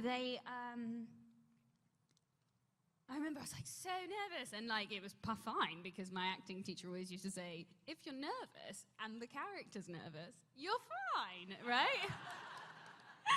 So use it, like use that vulnerability, because like if maybe your character might be feeling that, and it was kind of like, oh, that. So I remember just like reading it, being like, it's gonna be fine because Waverly's nervous. And then there's and I remember I was just speaking so fast, and Paolo had been saying to me, I've never told you this, but Paolo had been saying to me, taking me aside, going, we need to slow you down all the time. Just need to slow you down, Dom. Like you're just going too fast. And I would always be like, oh, really? I'm going fast? Literally the whole time. I just had no idea that I was going so fast and speaking so high. And now I look back at season 1, which I never do because I'm like, oh, I'm speaking so high. But yeah, I had no idea. It was unconscious. It was completely unconscious that I was going so fast. And yeah, so I was really flustered. I remember feeling extremely flustered in the thing. And then you really looked at me when you go, I scare you? No, how did it go? Does she say it or I say it? And why did she say it? Trust them. She says it. She says it because I say. You say, oh, let's see if we can remember. Thank you. We may call on you later. And actually, when you think about it, that line is genius. I've always wanted to do things that scare me. And kind of sets the tone for the whole series, in a way. Yeah. Well said. Wow, my mind just got blown a bit there. I mean, it's really obvious when you're in this room and we were backstage watching Amanda talk to you guys and hear your stories. It's obvious the impact, not just the show, but the relationship and you guys as actors have had, globally. And what has it meant for you guys? I mean, it's obvious looking at you, Dominic, you see you tearing up and it's really profound. How has that been to explore this relationship?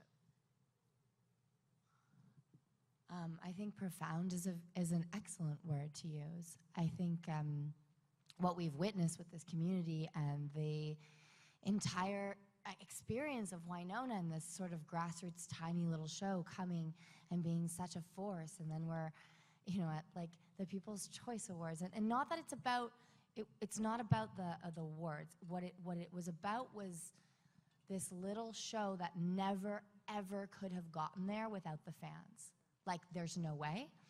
And I think the experience has been profound because it has shown me so obviously what a powerful group, like a small but mighty group of people can be when they unite under a common cause. Communities.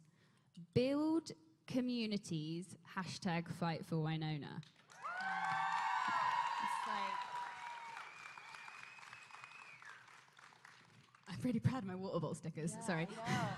She was showing them to me this morning, so. Yeah. I was like, no, but really, look how well they complement the colours. Because I'm kind of in love with that water bottle. Isn't it beautiful? It's amazing. I was a bit worried about the orange, to be honest, because I had a blue one and I lost it on New Year's Eve. On a beach. But I'm hoping someone found it and they're using it, please. Anyway, but I really like the sticker. But going just to go off what you were saying, building communities, right? It's what it's. I think that's what it's taught us, right? Wynonna Earp. Absolutely. Yeah, it's amazing, and this fight for Wynonna, everyone's laughing at me, but I don't know why. I really mean it. It's like Wynonna Earp is has had the power to bring these amazing human beings together that are so open-minded and so inclusive. And for me, I had never found that before this family. And it went and it has completely inspired a huge, humongous amount of change in who the trajectory of who I was going to end up in a massive way. My God, if I had got Step up 3. Step up 3, where would I be now? That would be interesting, wouldn't it? Wow. Yeah, exactly. But that's the thing, and I'm more and more like, I've just come back from 5 months in Brazil where I didn't go to a single.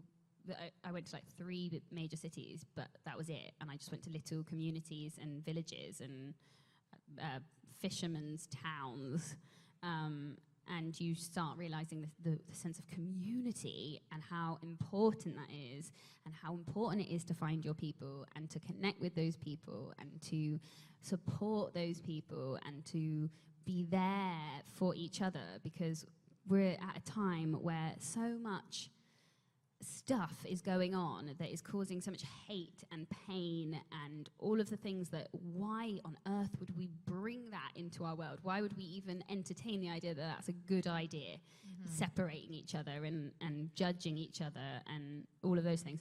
So I would say it's the catalyst to me understanding what community really means and the power of that. Absolutely, and that it doesn't have to be a physical community. It can be a community that exists online, I know, and it can be just as powerful. That's a mad one as well. The online thing. I'm still getting my head around that. I'm still, because it's a weird thing when you're in that at the beginning.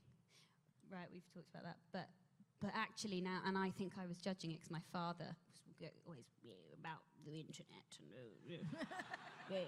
and you kind of go, oh really? And you know, it's like, back in the old days, it's way better. You know, he doesn't speak like that at all. He's really cool actually, and my dad would be he'd be pissed off at me. He'd be so honest. No, he wouldn't. He'd be like, but it's true. He's a bit negative about the internet, and there are horrors to the internet. And then you see the other side, and you're like, actually, no, there is a really shitty side, but there's this beautiful side as well. Absolutely, people can connect without being in the same physical space. Yeah, it's amazing, isn't it? Yeah. We're going to take questions because I know you guys want to talk to them. There's 2 mics in the aisles, so you can line up, and we'll get through as many as we can. And while they're kind of lining up, everybody in here loves you guys, loves the show. You guys are holding hands. That's so cute. Doesn't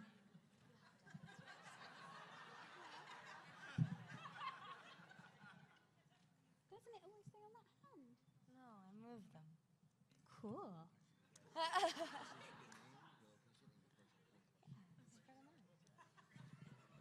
you want me to put them both up together again? No, I like the fact that you've done that. I just have never noticed that before. I think if you have 2 rings, you should spread them out. We're having a debate. No, it's not a debate. I'm just fascinated because I don't really know much about wedding rings and stuff like that. That you spread them out or you put them together. I thought there was a rule that you had to keep them next to each other. There's no rules. There is no rules. No. Who makes the rules? No one. We make the rules. I think they look great either way. Just weighing in. We can start over here. Hi. I'm Laura. I'm a New York City Earper, and I just want to thank everybody for the billboards. Claire, you mentioned that there was 1 billboard in New York City. There's actually been 68. Wow, I saw the one on Times Square. Are they scattered all through the boroughs? Well, they're digital, so they change frequently. So Okay. we go there every other night or whatever, take pictures of it, and yeah. You guys, 68 billboards. Yeah. And a lot of Earpers are even contributing to a hot chocolate and donut fund for us when the weather was cold. So we thank you for that as well. My question, I talked to you guys yesterday about this. It's a little fun game. Dom, who can you call at 3 a.m., Kat or Nicole? Kat and Nicole. Sorry. That's actually right. She said both. I said both too. Yeah. Kat, who's better at remembering dates, Waverly or Nicole, or Dom? Waverly. Yeah. Dom, who's a better gift giver, Kat or Nicole?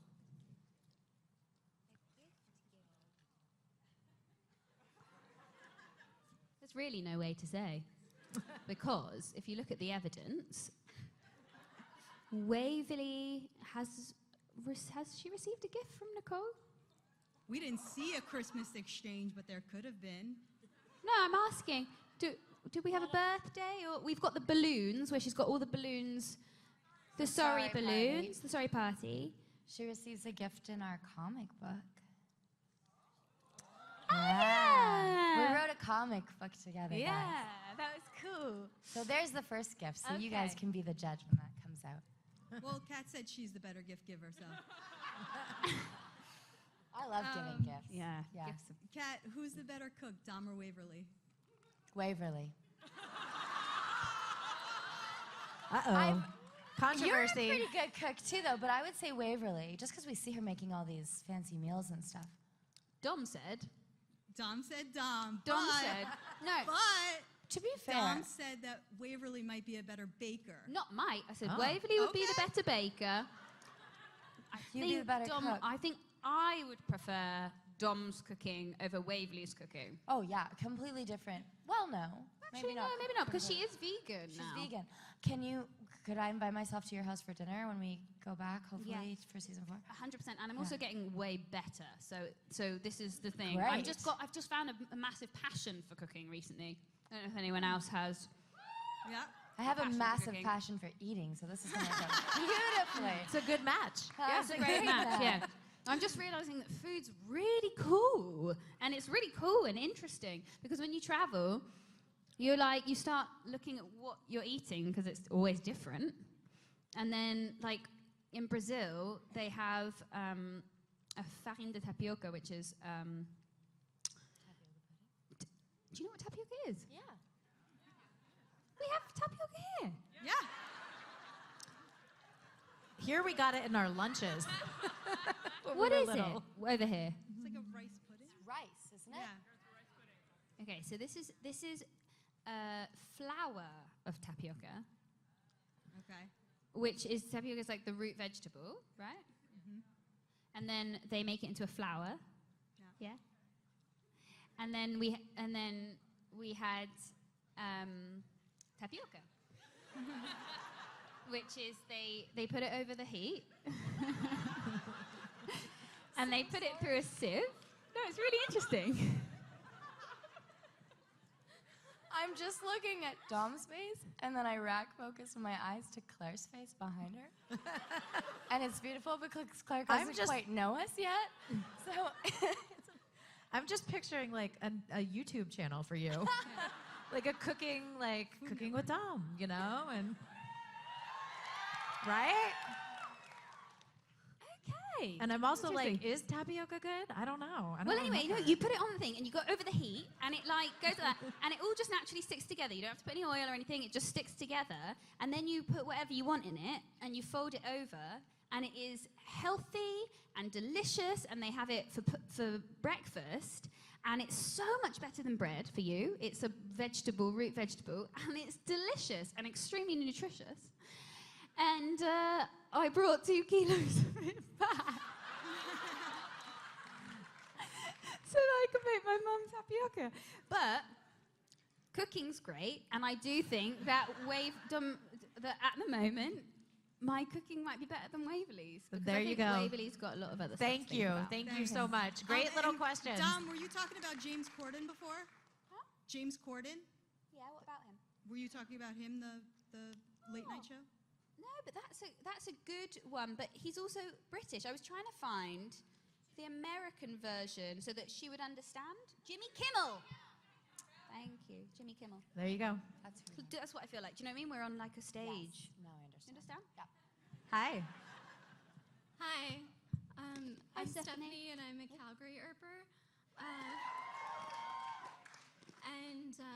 My question's like just a little fun, weird thing. Sorry if you don't understand this, Dom, because I know you've been like out of everything. But if you were on a show like The Masked Singer, what kind of mask would you use? Ooh. What was the question? So if you were on the show, like The Masked Singer is a new show where well-known celebrity professional singers sing with a mask, and people have to guess who it is. Wow. I've actually never seen it. Do they get to choose their mask? Is that kind of part of, Yeah. Okay. And they're crazy masks. Like, And then do you find out at the end who it is? Yeah, once they get eliminated. Once they get eliminated. Or they win. So describe a couple of masks. I'm getting to really them. into jungle stuff lately. I have these great earrings and, well, pineapple. I don't know. I think I would like to do some sort of like zebra or some sort of, I don't know, African wildlife animal. Wait, so hang on a minute. So I was picturing you as a wildlife animal on a stage singing. Is that what? Am I imagining the right thing? But masks are very, they're very cool. They're like kind of a whole costume. Almost looks like something you could find cosplay. It's not necessarily like the Lion King up on stage. It's more kind of a futuristic. Yeah, there's more of an artistic interpretation. And then you sing a song. Yeah. And we don't know who it is. And we watch and then we vote them out.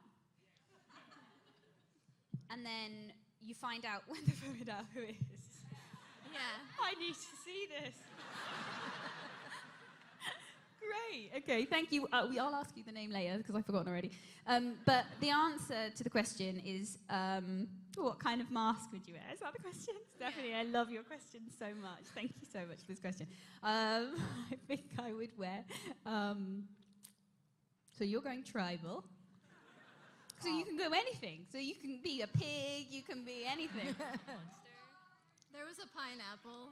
There's a unicorn. I'm less into unicorns at the moment, which is a big shocking thing. But not because of that. I just think I overdid the unicorn thing. I overdid it. But I think I would... a butterfly. Did you say a butterfly? Oh my god. Oh my god, yeah. A butterfly. That's exactly right. I would be a butterfly. That's awesome. Thank you. Hi. Hi.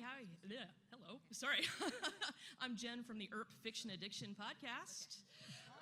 Kat, we had you on the show last year. Yeah, we spoke. Yeah, thanks so much for coming on. Nice to put a face to your name. Oh, yeah.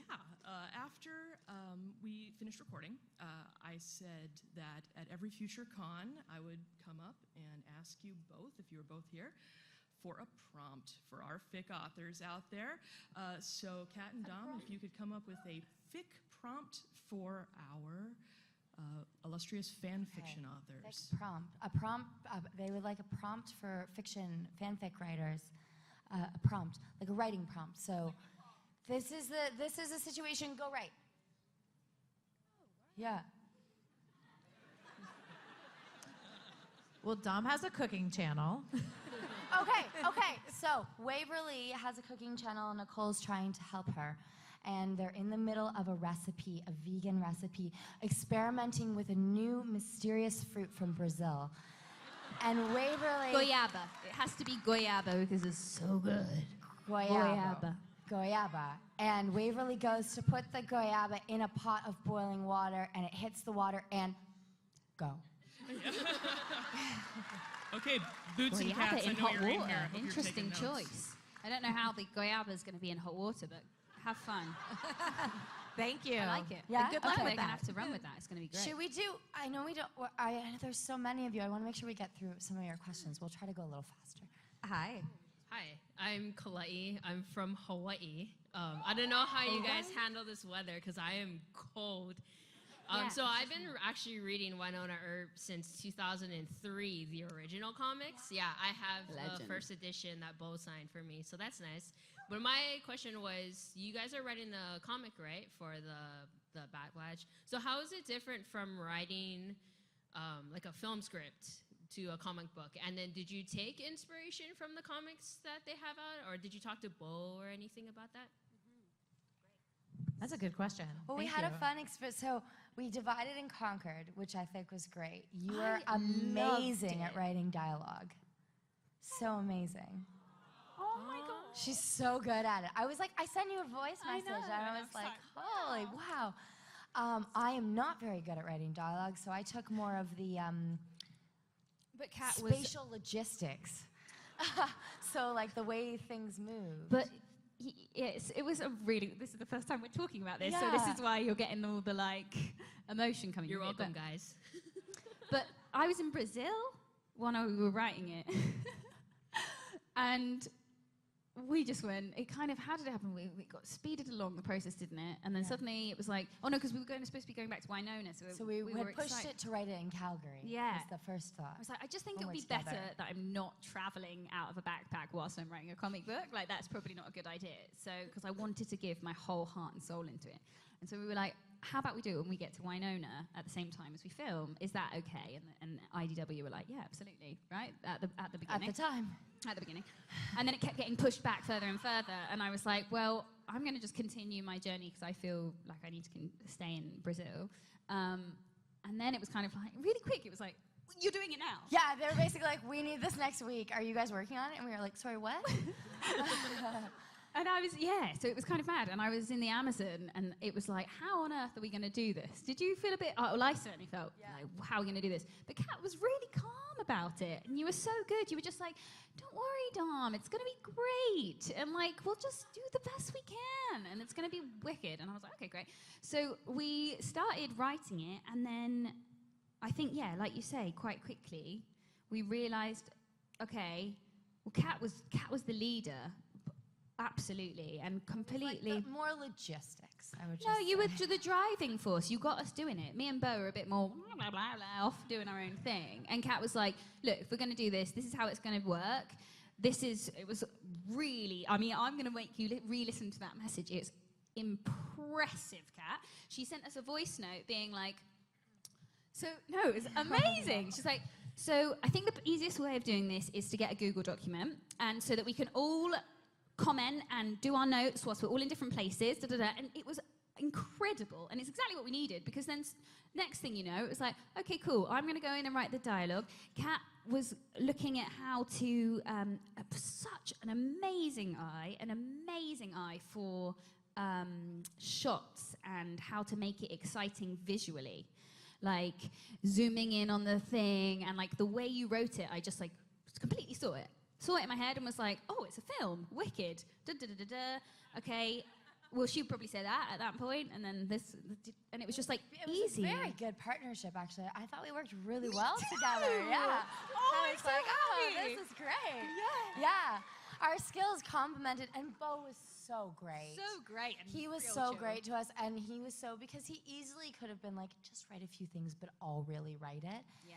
And I think he was so insistent on that if they were going to put our names on it, that he wanted it to come from us, not just like, let's just slap their names on it, because that would have been maybe the easier way, but he was so patient and probably took him like 15 times as long to write 8 pages as it would have, but he was so great. good. And it was a hard thing for him as well, I think, because we only got 8 pages. We wrote something so long, which I kind of hope that we get to Me too, eventually yeah. do. Yeah. We were like, oh, we're writing a comic book, wicked, like thinking it was going to be much like probably what Tim and Bo do together. But it turned out that for one reason or another, it had to be 8 pages. And so it was like a hard task to be like, you're writing your first comic book, but don't write it that much. Do you know what I mean? Like, you have to be like more picky and like, I don't know how to describe it. You know what I mean? It was like a hard task for him as well.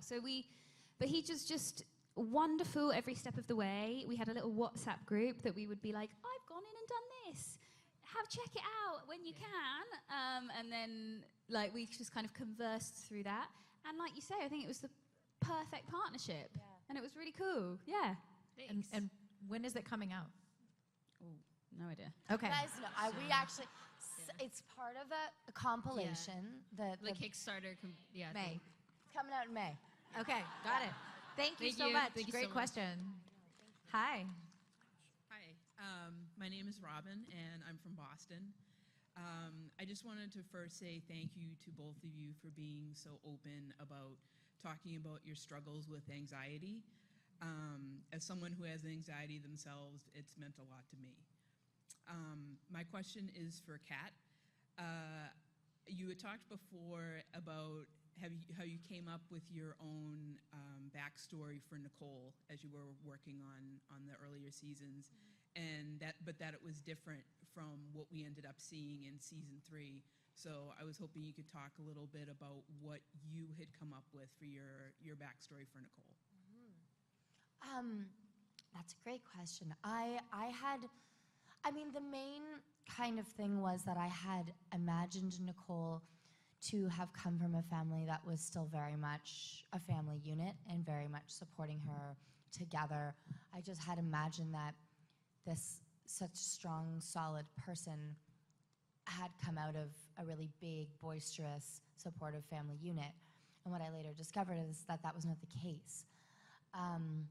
Which was a really beautiful lesson to me, that someone just as strong and confident in themselves could come from a place where they were not supported and really had to figure out a lot of things on her own.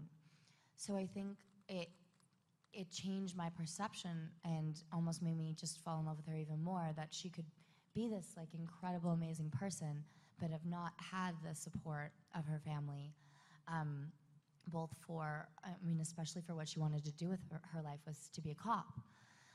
So I kind of imagined that she came from a family of cops or detectives or people who worked in that area, and to find out that her parents were kind of these hippie intellectuals who really didn't support that aspect of her, and she had lost the people who really supported her more, which was her aunt and uncle in the fire, just really changed a lot of things for me about who she was. But I love that because I think she's now a beautiful example of that even if the beginning of our life is not as we would have wished it would be different, or we wish we had grown up in different circumstances, that we can still choose to be a wonderful, whole, supportive person. And I think she kind of rose from the ashes a little bit, literally and figuratively. So that was kind of the main thing that shifted for me. Thank you. Thank you. Great question. Thank you. Hi. Hi, I'm Greg from Seattle. Thank you both for the amazing performances you guys have given and the choices you've made and everything. I think we all just love you very much, as you can tell. Kat, were you prepared at all coming into this? It's a comic book. It's going to be a sci-fi thing. the fandom, what it's going to be like one day you're going to be standing in front of hundreds of geeks. Not the people here. The people here are very cool. I mean at the other conventions, they're geeks. Just what that's going to be like and how that may take over parts of your life. Oh, prepared 100% not, but I will say that if there's an apocalypse, I want to be with the geeks 100%. Because I just like, even these conventions, everything's just so organized and well run, but I was not, no, definitely not. Especially I think being an actor in Canada, you are kind of, you go into it knowing that no one may ever know your name or whatever, and that's okay. Because we just don't have the star system, and this doesn't happen to a lot of Canadian actors, so you kind of go into your career never really having this possibility be a factor. I mean, we've just been through so much. It's crazy to me how many of these panels we've done, countries and people we've met and stories we've heard, and I wouldn't change anything for the world. And I'm so grateful to have had this experience. But prepared, no. I don't think anything can prepare you, but I wouldn't want it any other way, because I think the most beautiful things in life come out of situations where we have no expectations, because then it takes us by surprise. So what a beautiful gift that is, and I'm so glad I had no idea.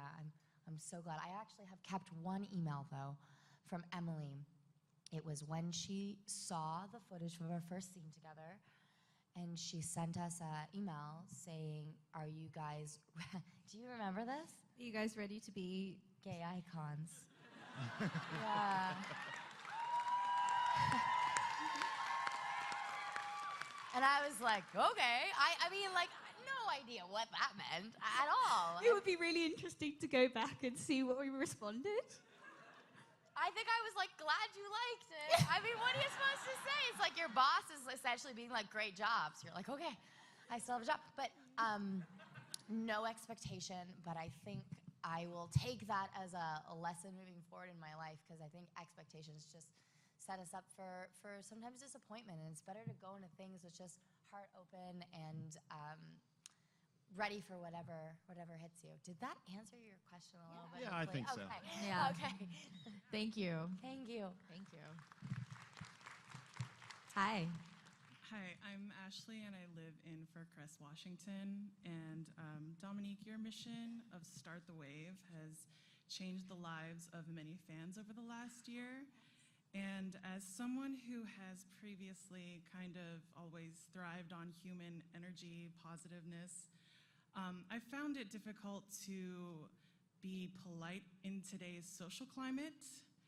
Do you have any advice for folks who are searching for ways to manage stress or to be kind to people that are unkind? For either of you to answer. It's a wonderful question, and hearing you speak so eloquently is like, oh, such a gift. Thank you. I have been on such a journey with Start the Wave, firstly, I'd just like to say, and I'd like to take this opportunity to say that there has been no content coming out for a little while because I've been away. But that's because I was doing so much work in understanding what Start the Wave really was for me. Because I realized that I was going down a road where I knew all of the reasons why I started it originally. I understood that, but I don't think it was necessarily coming from exactly the right place, because it was coming from a feeling of, shit, I've got this platform, and that you should have responsibility for pushing out the things that you believe in and talking about the right things, but not having any confidence to do it. And not really knowing if what I was saying had any value or whether it was even right, because I didn't have any confidence with what I was actually ever saying. But doing it anyway, which is quite remarkable, really. You have to be like, okay, well, that shows like willing at least. Yeah. But I went away, and I've really been coming back round to the values of why I want to do it and what I want to go forward with. And so there's going to be lots of really cool stuff happening from here on with it, which I'm now really excited. But one of the things that I had to learn was exactly that, which was how on earth, when things are so unjust, so out of alignment with the things that you believe in your core, when no one else is watching, when you're really like just being yourself, truly what you believe, how when somebody is so unconscious in the way that their approach with it, how can that not like get you going and enrage you, and then you end up putting more, not hate, but more negative emotion into the abyss because you're getting involved, because it's like a trigger, right? It's like something will come at you and you're like, but no, that's not okay, and that's something that I believe so strongly, and then you'll act out, right? Like unconscious behavior. And to be honest with you, the only thing really that has helped me with that is through a hell of a lot of meditation. A hell of a lot of spirituality in whatever form you want to, whatever labels you want to put on it. We were talking about that this morning, that's why. But that has helped me tremendously, and there's going to be a lot of stuff coming out on Start the Wave about all of that and my journey with that and what that has meant to me, and how hopefully fans can, if there's even a tiny bit in there, you know, that might be useful for you guys, it will all be coming out. But basically, compassion is the bottom line. Compassion in the fact that, for example, what Kat was saying about different upbringings, and you can still, like with Nicole, you can still choose to be a good person. You can still choose to do that as a choice and everything. Some people you can't judge what other people have had as their life. There's a planet of so many different ways of doing things, so many different ways of beliefs and everything like that. I just try my hardest about going, maybe if I was in that life, I would be as closed-minded as that person. I'm sorry that is the way that our world is. That's really rubbish, that there are people that think like that. But all I'm going to do is I'm just going to be calm, and I'm going to try and be an example of the type of person that I want in this world to make the world a better place. And that's through compassion, but fuck me, it's hard.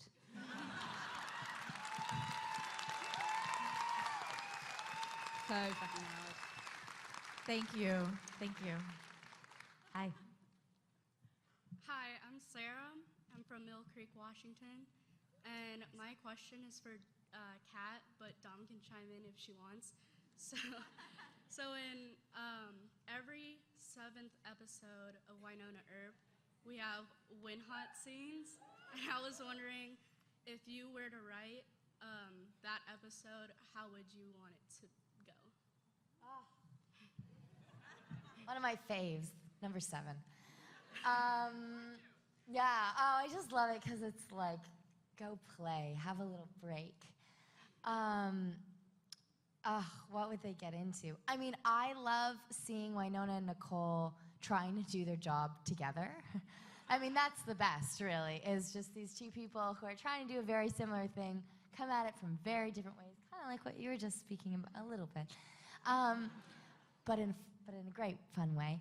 And how would I write? I mean, just some other. I think what I would like to see.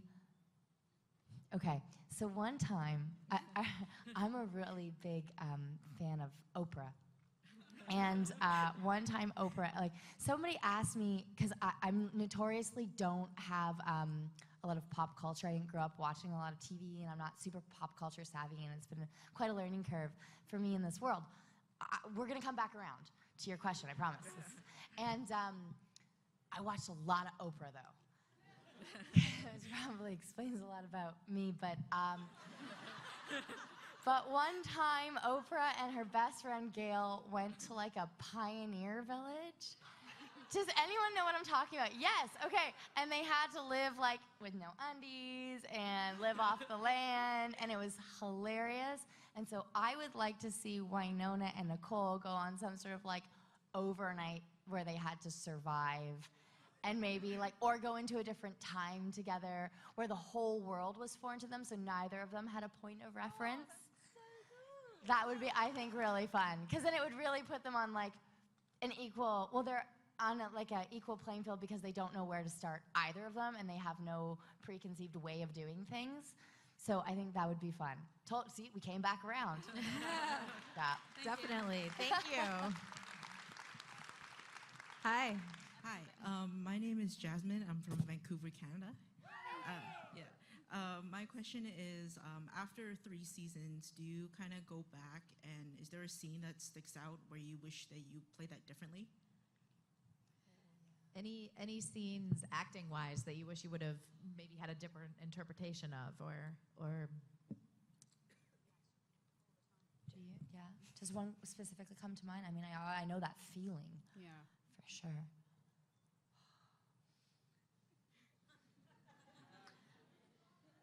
I always wished that I had more time with Maeve in season 3.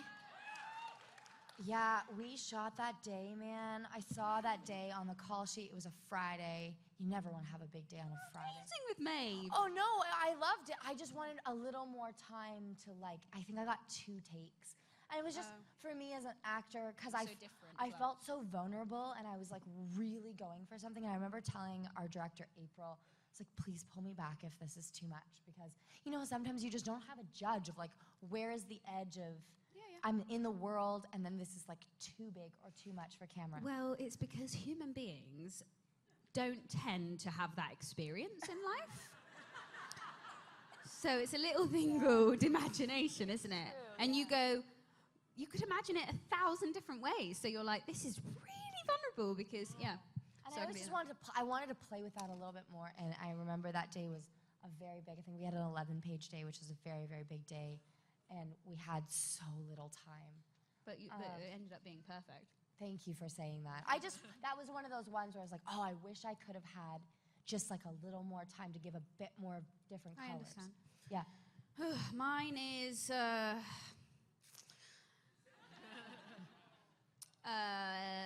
when the scene when my dad dies, and Varun comes up to me and says, I can see it on my best friend's face. Because I just, like, I couldn't do it. I just was like, there was just so much pressure on that day of getting it so windy, and it was, like, so hard to connect with the fact that, like, your dad's died, but you didn't even know you had one a minute ago. Like, you know, it's like he's new and he's young and he's his ex-boyfriend of the thing, and I just was really overwhelmed of, like, not knowing how she would feel. But also thinking that I had to cry and that was something that had to happen. But actually now, in retrospect, I think that I'm learning that tears don't come when you think they're going to come. And that actually it would have had a lot more power to just be like really confused about the situation but also being sad. This way, it's, you know, it was a sad scene. The thing that was actually sad was not the dad there, I think. It's actually... And when I read the scene originally, I bawled out crying when Jeremy says that. Like, bawled out crying. I was like, this is the most amazing scene. And so I think there was this expectation of making that scene so beautiful because it was such a powerful scene to read. So I was like, I had all these expectations of making this amazing acting choice and everything, and it was completely the opposite. But a good lesson, really, when I look back at it. So thanks for your question. Yeah, absolutely. Thank you so much. We have time for one more question, you guys. I'm sorry. So I'm Megan. I'm from Mount Lake Terrace.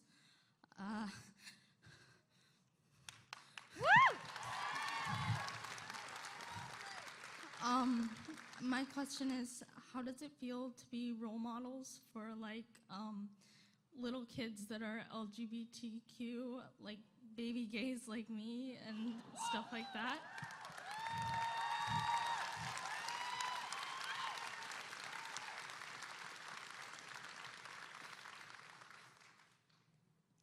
It feels amazing. It feels amazing. Thank you for coming here and have the courage to stand up and be unapologetically who you are, because you're wicked and you have amazing style. Literally, can we all just appreciate the outfit? It's so cool. And your glasses and your hair, and you are just rocking it. You are absolutely rocking it. So you're a massive inspiration to us as well, I would say. And it's a really hard question to answer, because how does it feel? It feels amazing. It feels amazing, and it feels wicked. I don't know. Yeah. Thank you so much. Thank you. Thank you for having the courage to stand up and say that. I wish we had longer to talk. You guys are totally amazing. I've loved this hour. Have you guys had a good time? One more big round of applause, please, for Kat and Dom.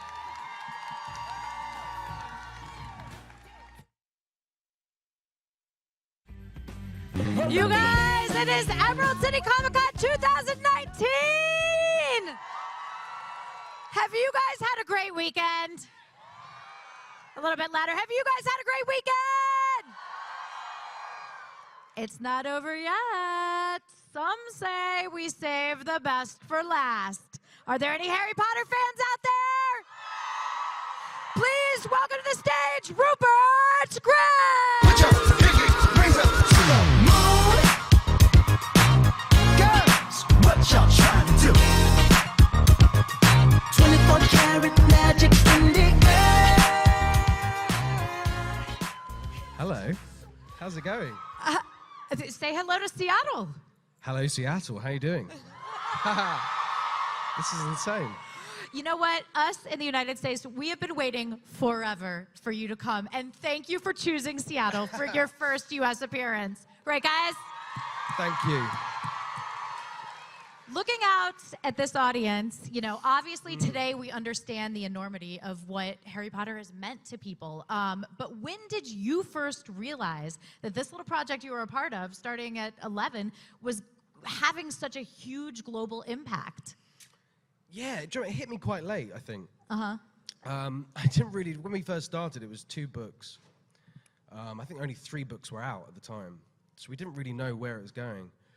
And then, yeah, it just suddenly kind of snowballed into this thing. This we were a part of. massive. And it was already a huge part of my life. I was a huge fan. That's how I kind of got the part. Well, yeah, let's go back to sort of, I guess, the beginning. You were familiar with the books. I was a huge fan. It was the kind of the first book I ever read. And so when they announced that they were going to be casting, you know, these parts, what was your, you know, what were you thinking, and how did the audition process go? Yeah, it was strange for me, because it wasn't really motivated by acting. It was really, I felt such an affiliation with this character, because I've had a lot in common with Ron. And I actually won a Ron lookalike competition in the Sunday Times, which is a newspaper in Wait. the UK. Before you were cast, you won a lookalike competition. Yeah, they wanted kids that kind of looked vaguely like the characters to send in photos. I did a whole photo shoot. So when you went to the audition, were you like, look, this is, see, yeah, I see am. my headshots. I already had headshots, yeah.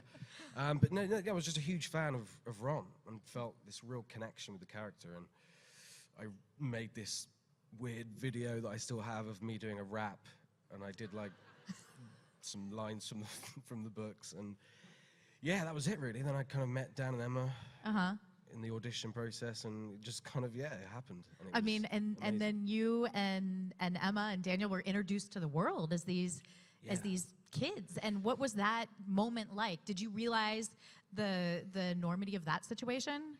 Oh yeah, I mean, I was completely overwhelmed. I was obviously a huge fan of the books, and suddenly I was in this world. I was in Hogwarts, and it was for a kid, like I was 10, I think. It blew my mind, and Right. it was a very intense experience, but I loved it. So being a fan of the books, you know, when you read literature, you paint a picture in your mind of what things are going to look like. And so walking onto the Harry Potter sets, what was that like for you? Yeah, it was insane. It was like walking into I remember going to the Great Hall for the first time, and just, yeah, it felt like this kind of amazing. I'll never forget it. I have like a photographic kind of picture of it and what that felt like, and it was insane. And I've heard, I think, that they actually filmed that moment when you, as the actors, saw the Great Hall for the first time, right? Yeah, that's our kind of genuine reaction to the room. and we were all just completely in awe. It was incredible. That's amazing. In the books, was there anything that was, I mean, obviously there's only so much you can pack on screen versus all the intricate details that are written, but was there one moment from the books that you wish would have made it to the screen that didn't? Yeah, there's quite a few things. Peeves. I missed Peeves. He was really good. It was a great actor, Rick Mail, who played him, and we shot some scenes, and it was going to happen. But then I don't know what the decision was, but then he never made it to the final thing. But he was great. How often did that happen while filming throughout the movies? Was it often that you'd film maybe 10, 20, 30 more minutes, and then as they cut together the film, things were left out? Yeah. I mean, there was a lot of scenes that kind of didn't make it, and yeah, it was kind of a constant thing that not everything can make it, because there's so much in the books and the stories and so much detail, and it was hard to fit it all in, but I think we did all right. Absolutely. How far in advance would you get the scripts? I can't remember. Maybe like a few. I mean, the whole process was like, it took a year, so it was like maybe a few months before. And we all every film we sat down at a big table and read them all together, which is pretty amazing. And when you guys started, obviously just two or three of the books had come out, but as they were coming out, were you getting advanced copies of the books at all? Or did you have any sort of knowledge about where the storylines were going? No, we had no idea. We had no idea, really. Obviously, people had theories and stuff. That was kind of the fun part of it. But no, we had no idea. We had no kind of idea where the characters were going. That was kind of the fun of it. Are you happy where you ended up? Yeah. No, I'm glad I made it. There was a few times where I thought Ron could maybe not get out of this alive. Oh, really? Oh my gosh, that would be. I imagine as an actor and being a part of such like an iconic and successful franchise. It's a tricky one because you kind of do want a death scene. Death scenes are quite. You can really like ham it up and be dramatic. Well, you have the rest of your career for death scenes, exactly, not in Harry Potter. Yeah. You could always come back as a ghost, so that was kind of my. It's true. Nobody's ever really gone. Exactly. Yeah, that's the beauty of it. Favorite fan story or moment where you realized, not just was this popular and it's but impactful in a very emotional and special way to the fan base. Do you have anything that sticks out in your mind? Yeah, I mean, that was always kind of something that struck me. I mean, that only started happening, kind of being recognized on the street, kind of after the second film came out, and it was very surreal, and it still is. I found it kind of strange because I don't know. It's weird to kind of. I don't really think of myself as someone who kind of know it, but people do. They grew up with us, so they kind of really feel this connection with us, and it's lovely. Yeah, it's great. And just like people, the gifts people send you and kind of make you, and they do these like portraits, and it's insane, and it kind of makes it all worthwhile. It's something I've always really loved. Absolutely. Now that you're in your 30s, and the series. Just 30. You're 30. I want to be in my 30s. It's still in your 30s. Kind of, yeah, technically. You're like on the bottom edge. It's a nice place to be, actually. Yeah. The 30s are a great decade. I'm just here to tell you. I feel good about it. Yeah, I feel all right. Anybody else feel good about the 30s? Like good. One person. But, ABC Murders just came out here in the States. And, is it easier for you to sort of leave, Ron behind and embrace characters like Inspector Chrome? Yeah, I love it. I really kind of relish it. And it's hard because I always kind of feel that there's always a bit of Ron in me, whatever I do. We both kind of became the same person, I think, throughout the films. But having a moustache helps. That kind of helps you kind of remove yourself, and anything like that is kind of helpful. But yeah, no, I love kind of my life outside of it. But it's it'll always have a very strong place in who I am, I think. Obviously, yeah. I mean, you and the character sort of grew up together, and it's interesting that you say that he became you and you sort of became him, because those are your really formative years. Yeah, absolutely. Yeah, and it was quite strange seeing the. I don't know if any of you seen the Cursed Child play. Yes, it's really good. It's great. But for me, that was a very strange experience, seeing someone kind of take on Ron, right, in a completely kind of reimagined way, and it was fun. It's fun to see it kind of take on these new new lives, and it's great. Yeah, and how was it, going back a little bit to the inspector. How is it working with John Malkovich? Oh, yeah. He's great. I've been a huge fan of his for a long time. And, yeah, he's intense. I like that. And, yeah, he's just such a sweet, like, kind of really warm guy. And it's sometimes he can go a little bit kind of like Con Air, a little bit kind of crazy eyes. And and I love that. But, yeah, he was great fun. Really enjoyed working. He's a legend. He's amazing. That must be a lot of fun. What are you looking for in roles right now? Like, what attracts you to a character, or what is going to be the thing that attracts you to a project? It's always usually the script, and whenever it's something that kind of I don't feel quite. I quite like playing kind of extroverted kind of people because I'm quite introverted person naturally. So I enjoy that. There's a kind of a real escapism in that. But yeah, kind of I'm open to many different things. So yeah, it's been fun kind of doing new things and kind of moving forward. It's been great.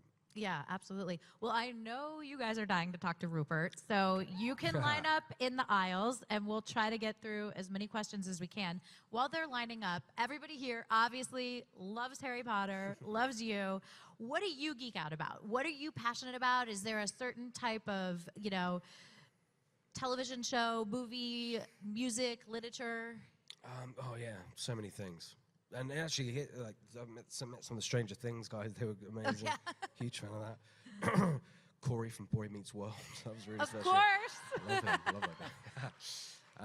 But yeah, no, it's great. It's great that there's kind of these exist and fans can kind of. Yeah, there's literally something for everyone here. Yeah, it's amazing. Yeah. I love it. All right. Hi, we're going to start over here with you. How are you? Oh, wow. Good, my name's Xander. I'm from Marysville, Washington. My question is, what's your thoughts on the theory that this is all figment of Harry's imagination and he was just escaping from his abusive aunt and uncle? No way. I haven't actually heard that theory. That's So it was all a dream? Everything was a dream? Yeah. Okay. That's like the St. Elsewhere ending, where, It's a very vivid dream. I don't know. That's interesting, yeah. I don't know, what has J.K. Rowling commented on that? Yeah. What does she... I think she said something about it's an interesting theory, but... Yeah. It's definitely an interesting theory. It's a very interesting theory. But I think that's I'm not what sure it I is, buy a it. theory. I don't think, so those are fun to explore. Thank you. Thank you, yeah. Yeah. Hi. It's okay. Don't be scared. I can't tell if it's me in there, so. Oh, yeah. Go. It's your turn. What was your favorite scene to act in the fifth Harry Potter movie? In the fifth Harry Potter movie? Very specific. I like that. It's very specific. Yeah, it's good. Order of the Phoenix. There were so many things. I love the Dumbledore's army. Started in the fifth one. That was cool. And yeah, we all got to fight, and it was great. We had, actually on that film we had it was the first time they introduced wand choreography, where they had a ballet choreographer come in and teach us all these kind of much more fancy wand moves, which I can teach you if you really want.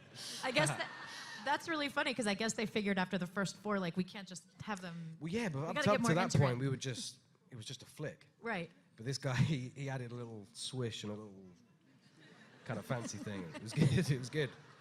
It was an intense few weeks. That's training. awesome. Thank you. Thank you. Thank you. Yeah. Do you still have your wand?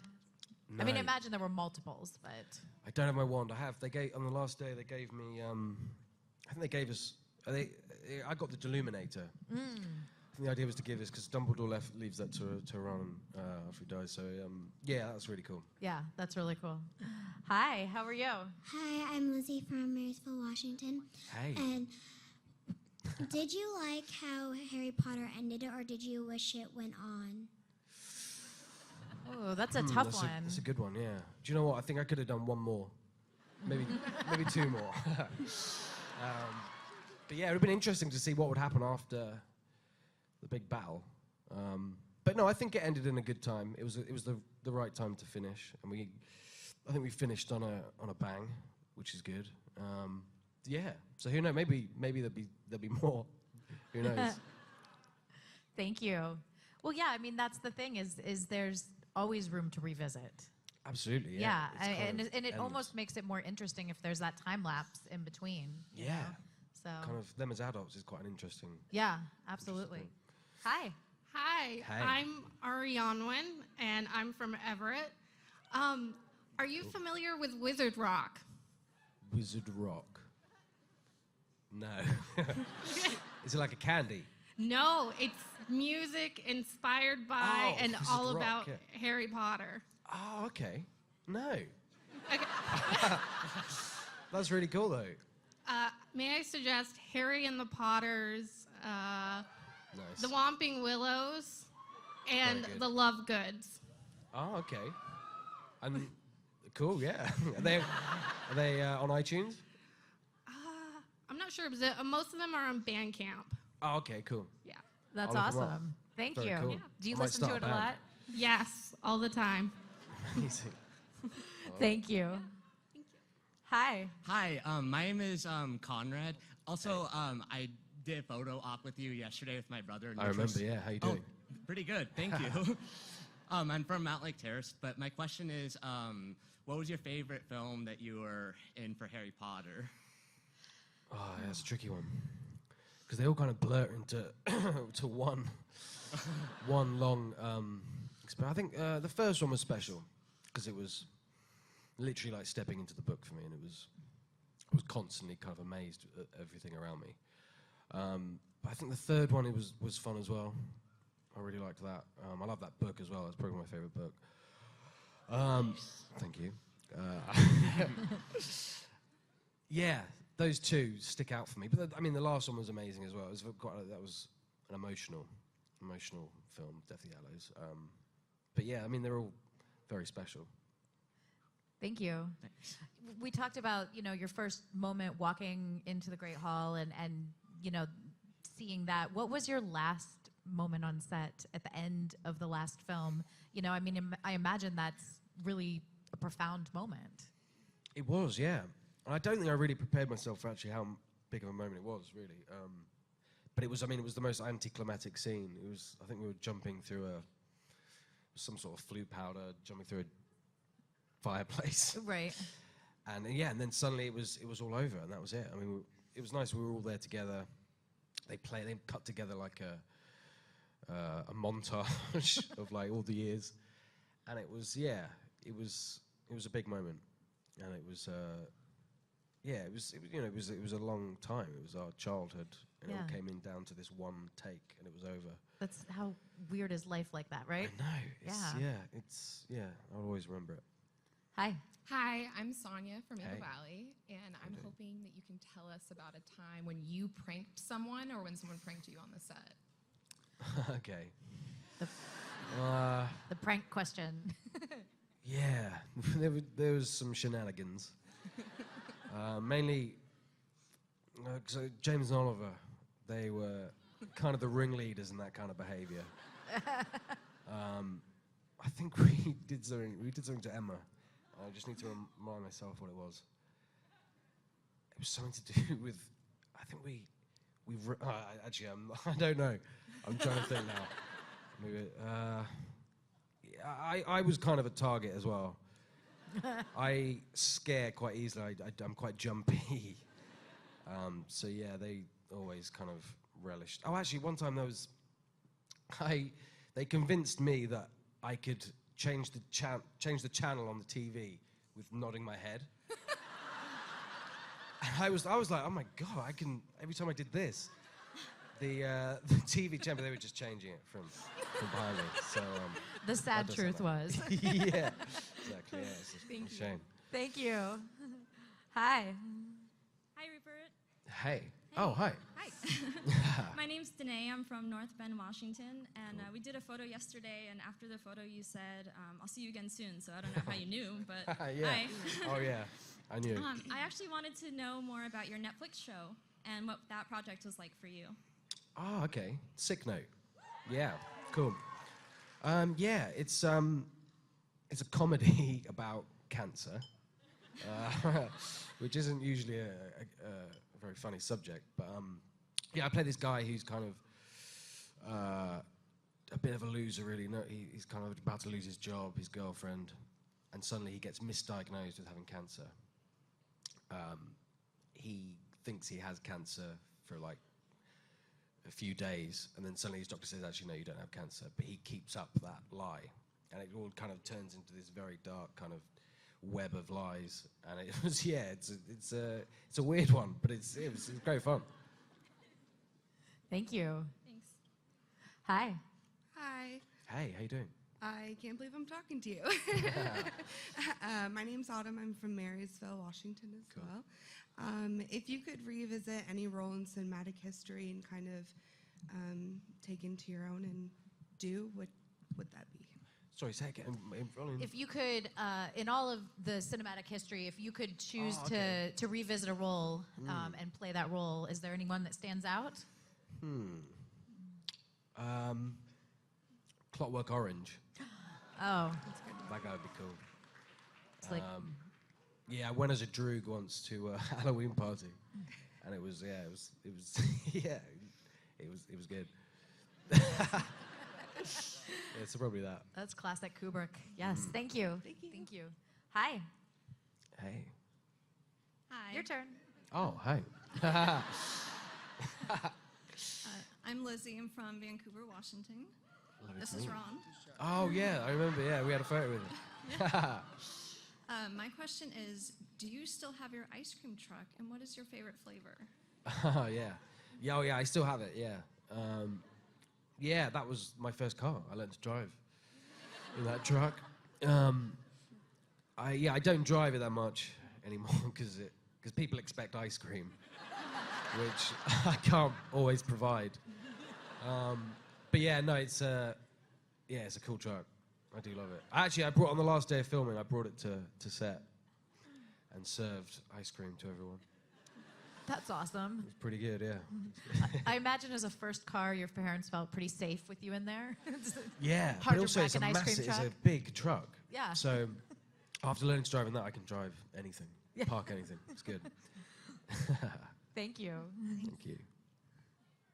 What's your favorite flavor ice My cream? favorite oh yeah, flavor. I don't know if you have it here, but in the UK we have something called a 99, which is okay, cool. Which is basically like just soft serve ice cream with a Cadbury flake. It's pretty good. Yeah. Yeah. That sounds good. Hi. Hi, my name is Lizzie. I'm from Seattle. And my question is, this is your first U.S. convention. I was wondering, I think we're all wondering sort of what made this be your first convention, and then what was so special about us, and and B, do you remember your first convention experience, and what was that like for you? Yeah. Let's talk about your first convention experience ever first. Yes, which was in Toronto, I believe. Okay. Yeah. So I'm still quite new to this, but it's great. I love it. I love meeting everyone. Because I'm not on social media or anything. I don't really have much interaction with kind of fans of the films and stuff. So it's really nice to meet everyone. And it makes you realise that actually these films, they meant a lot to people. The people grew up with them. Right. So it's great to connect with them, and it's fun. It's great to see all the costumes, and it's a very good energy. I like it. And was it the awesome people of Seattle that made you come here course, first? Yeah. And good timing, I imagine, Yeah, because you're busy. Yeah. Yeah, no, it was kind of a mixture of both. Seattle's always been on my radar as somewhere I want to go. I was a big fan of Frasier. And all the amazing bands that have come from here. So yeah, it's always been somewhere that I've wanted to come to. And I was in Philly working, so it wasn't that far away. And I'm glad I could make it. Thank you so much. And I think everybody here is really glad you made it to Seattle for your first appearance. It's a pleasure. Thank you for having me. Hi. Hi, my name is Braylon, and I'm from Monroe, Washington. And my question for you is, the character you played, Ron Weasley, in the in the movies was a Gryffindor, but I'm wondering what you are in reality. What house you Oh, that's a good one. Good question. What house would you put me in? What do you think I'm in? Yeah. Yeah. Is it that obvious? Okay, cool. No, I'm proud to be part of Hufflepuff. It's my house. Very good. Yeah. What house are you in? Do you know? Hufflepuff myself. Oh, nice. Me too. Oh, great. Yeah. Good crowd. Thank you. Hi. Hi, my name is Hi. Casey. I'm from Olympia.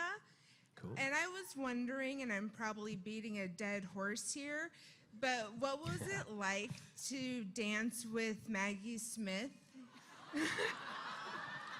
Yeah. Yeah, not many people ever asked me that. I'm glad you did.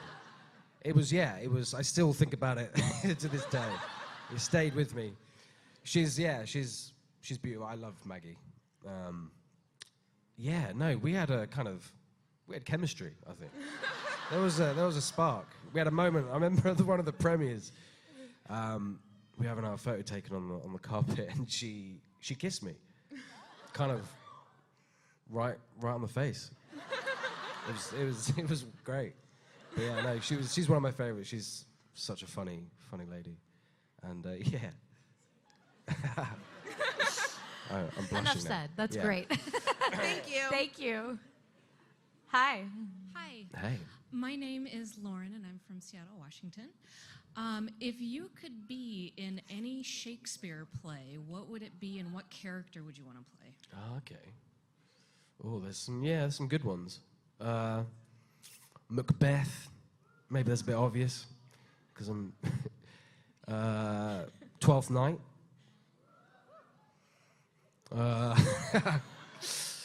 Those are both good ones. Hamlet's good, but it's like, what's that? In Macbeth?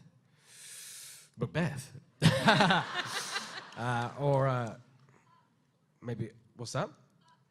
Puck. Oh, yeah, okay. Yeah, Macbeth's good. Macbeth is good. Is a strong choice, I think. Hamlet, I feel, is a bit too obvious. But yeah, I don't know. Good Thank question. you. So obviously, we talked a little bit about how you grew up throughout the films, and you guys all sort of came of age, and you, I imagine, learned so much. Would you ever think about moving behind the camera, directing, writing? Is that in the cards for you anywhere, or are you happy where you are? I'm kind of happy where I am. I've thought about it, but I don't know if I'm suited to anything else, really. The idea of directing is cool, but I'm not very good at making decisions. I'm not very assertive. I just don't think I don't think I'd be a very good director. But yeah, you never know. Yeah. Maybe, yeah, I'm kind of open to kind of anything. Hi. Hey. Hi. I'm Natasha. I'm from Yakima, Washington, and Great. And I guess I want to know more about, so you're going to conventions. Do you like the stuff here? Do you like comic books or video games or anime? And which ones, if you do? Yeah, I like all those things. Cool. Yeah, no, it's kind of, as I said before, it's kind of a new thing to me, but it's it's great. I'm really enjoying meeting everyone. Yeah, it's great, and I like everything. Video games. I'm really into Nintendo. Zelda. Yes. Yeah, loads of things. So many things. Well, I think you'd agree the great thing about events like this is you get to meet like-minded people, and they can introduce you into other cool things that you may not find on your own. So, absolutely. Yeah, all you have to do is ask. Thank you. Hi. Hi. Oh my gosh. Okay. Hey. So, I'm Allie. I'm from Shoreline, Washington, which isn't too far from here. But my question is, how do you feel about how Slytherins are portrayed as evil in the books and movies? Yeah, they have a bad reputation, don't they? No, I think I don't know. Maybe Tom is probably a better person to ask that because he gets a mixed reaction from some kind of very dedicated people. But yeah, I mean, there's some good people in Slytherin. They're not all completely evil. Are you a Slytherin? Yes. Okay. Yes. Yeah, I can tell. No, that's good. I love Slytherin. Thank you. Good house. Hi. Hello, Hi. I'm Mehar. I'm from Bellingham, Washington.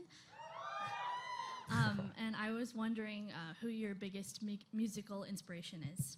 Musical inspiration? That's a good question. Yeah, Ed. Yeah, I'd have to say Ed is an inspiration in so many ways. Actually, I met someone today who looked, I wonder if he's here. He looks exactly like Ed Sheeran. It's kind of amazing. No, I don't think he's here. Yeah, it's probably, yeah, it was a mirror. It's probably a mirror. But actually, I don't think I look that much like him. But people do think I'm him. Oh, really? Yeah, I get it quite often, yeah. Ah. And yeah, I mean, I play can along. see, yeah, kind of. Yeah. Yeah. We're just gingers. Yeah, exactly. Yeah. Thank you. But yeah, no, he's great. I'm a big fan. He's a great guy. Yeah. Thank you. Thank you. Yeah, thank you. Hi. Hi, Hey. My name is Brian. I'm from Bothell, Washington. It's one of the 10 cities within a 5-mile radius of here. Cool. And I was wondering, for you as an actor, what was it like finishing Harry Potter and being typecast as Ron Weasley? Was that a difficult experience for you, finding new jobs, or was it something that helped? Yeah, no, it's an interesting thing because people do, because they're such kind of well-known characters and people have really got you ingrained, and because it was seen by so many people, that is a thing. But I was never really worried about it because if it's the only thing people remember me by, I'm proud to be a part of it.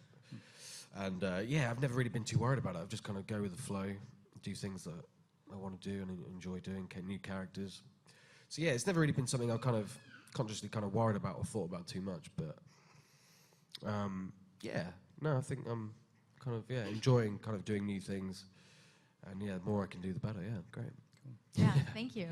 I mean, I think it would be considered not necessarily even typecast. It's just you're just so affiliated with that character. Absolutely, You yeah. know, but now, I mean, I think as you have aged, you've been able to break out of that. And Sure, yeah. You know. Thank you. Yeah. Hi. Hello, I'm Adeline. I'm from Bellingham. And I was wondering, out of all the cool creatures and animals in the Harry Potter universe, which one you would most like to have as a pet? Oh, okay. Yeah. No, not Aragog. No. But actually, weirdly, I'm terrified of spiders, but Aragog doesn't really give me the same. It's the small ones that I hate. Aragog's actually fine, but I don't want him. The owls are really cool. Bird of prey, I like. But I mean, a unicorn would be good. They're I all don't pretty know. cool. There's so many good things. Very true. Yeah, no, I'm not. I don't love rats. But Scabbers was kind of different. He was cool. Yeah, a little bit. What about you? What would you pick for your pet? Probably a hippogriff.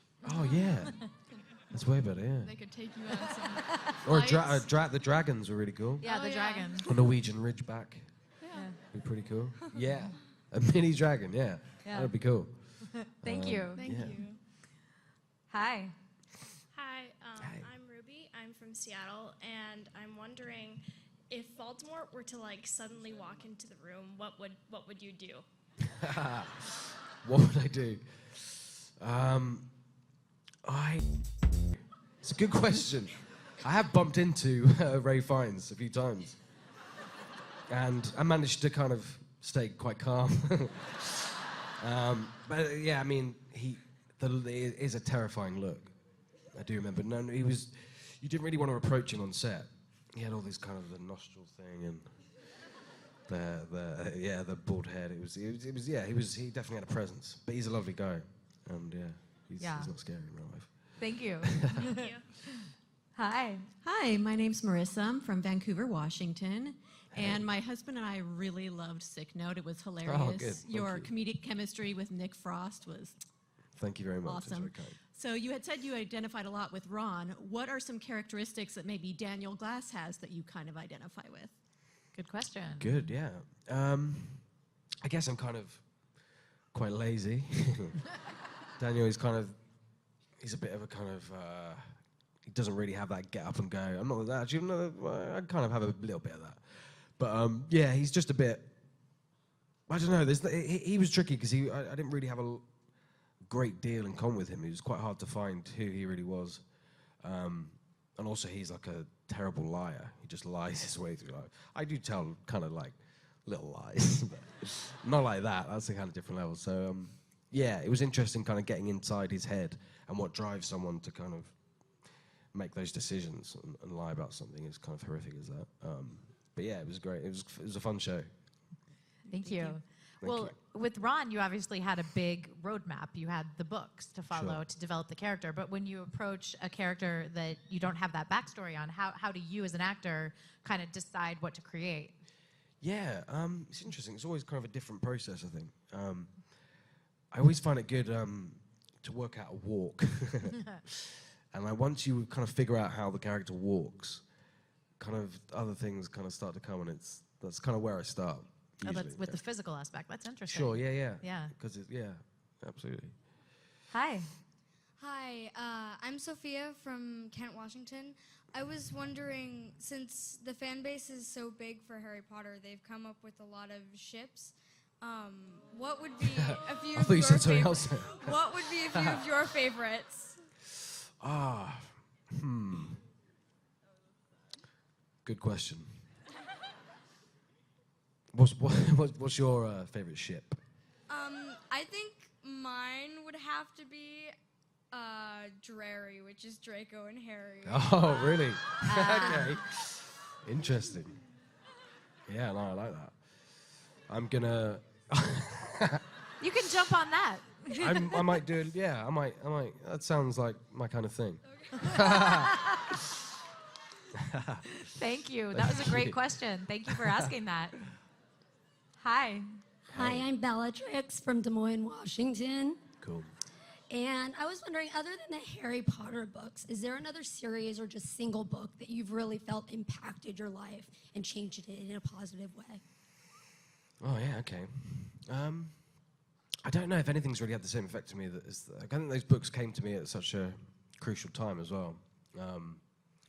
And yeah, they're still. I kind of think about them quite a lot. But yeah, no, I love reading. I love different books. I think Chuck. Oh, I'm going to say his name wrong. Palahniuk. How do you say it?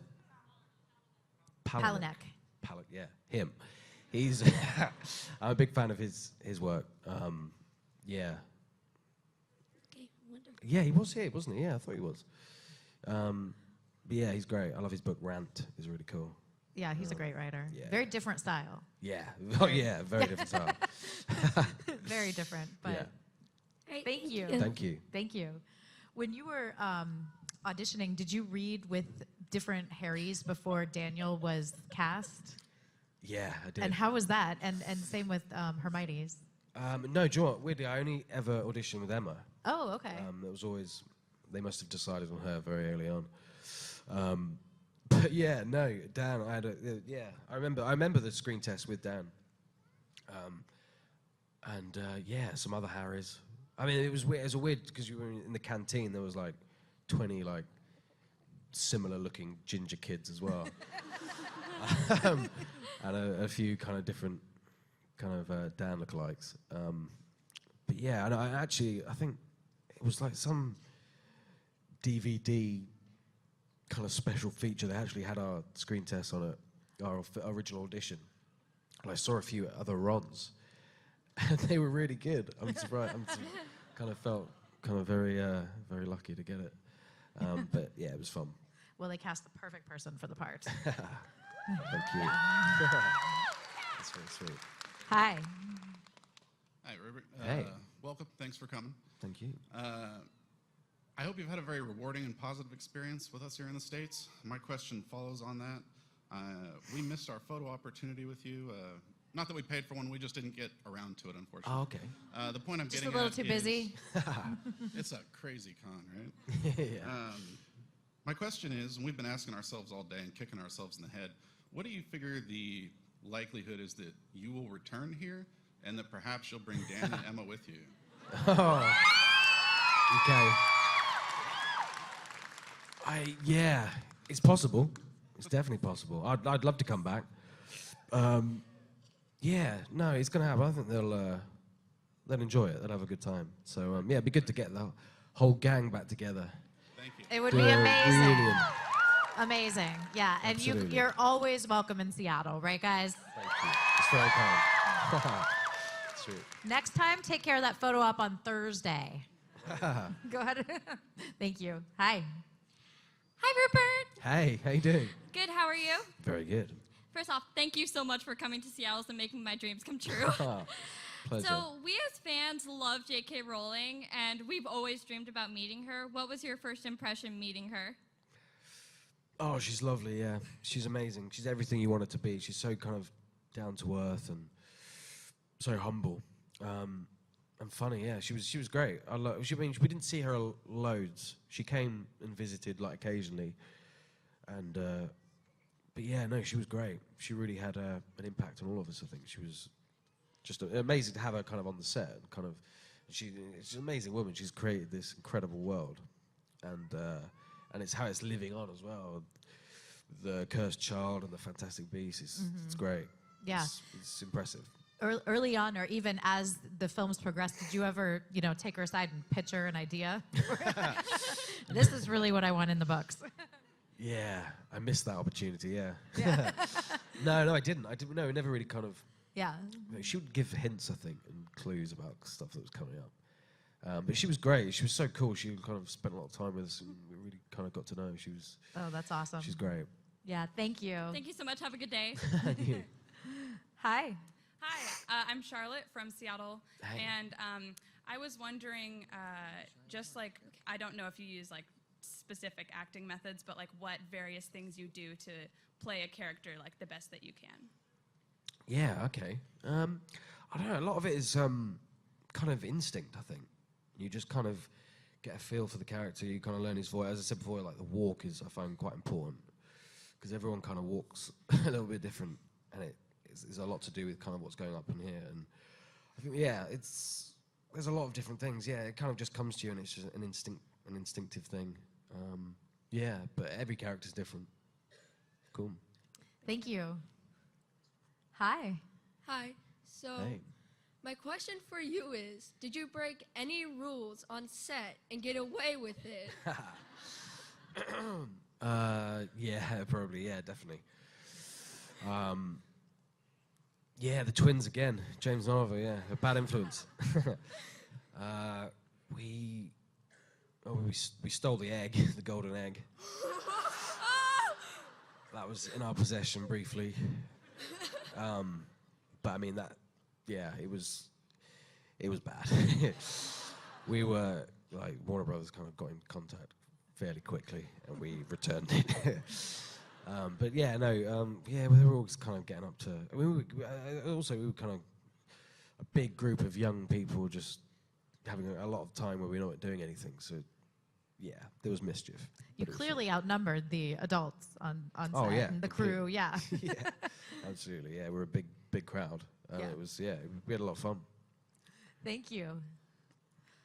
Hi. Hi, my name is Maxine. I'm from here in Seattle. I just wanted to ask you, did you make up the saying bloody hell? Ah. Okay. I think I did, yeah. I think I used to say it a lot. It used to be one of my favorite words, because it was kind of swearing, kind of not swearing. And I'd just be like, bloody hell. Bloody hell. And then it started turning up in the script. Along actually with Wicked. I used to say Wicked a lot as well. And that kind of became a thing. But yeah, no, I'm taking credit for that. As you should. Thank you. Hi. Hi, I'm Jessica. Hey. Whoa. How you doing? So my question is, who was your favorite character in the Harry Potter movies, besides yourself, of course? Oh. Wow, yeah. I don't know. There's so many good characters. I love Snape. Yeah, he was going Hagrid. So many. Yeah, I'd say Snape. Snape was my favorite. Snape. Yeah. Thank you.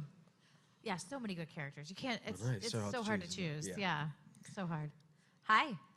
Hi, I'm Charles, and I'm from here in Seattle. And my question is, if you could be in any other movie than the movies that you're in, what movie would you be in? Ooh, good question. I'd like to be in Stranger Things is cool. It's not really a movie, but yeah, that'd be fun. I don't know. There's so many.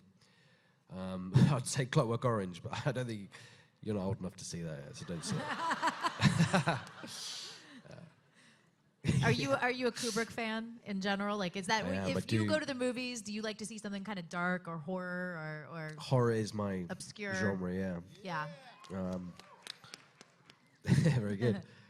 Yeah, I love Kubrick as well. The Shining is That's a my great favourite as movie. Yeah. well. Troll 2 was also a big fan of that.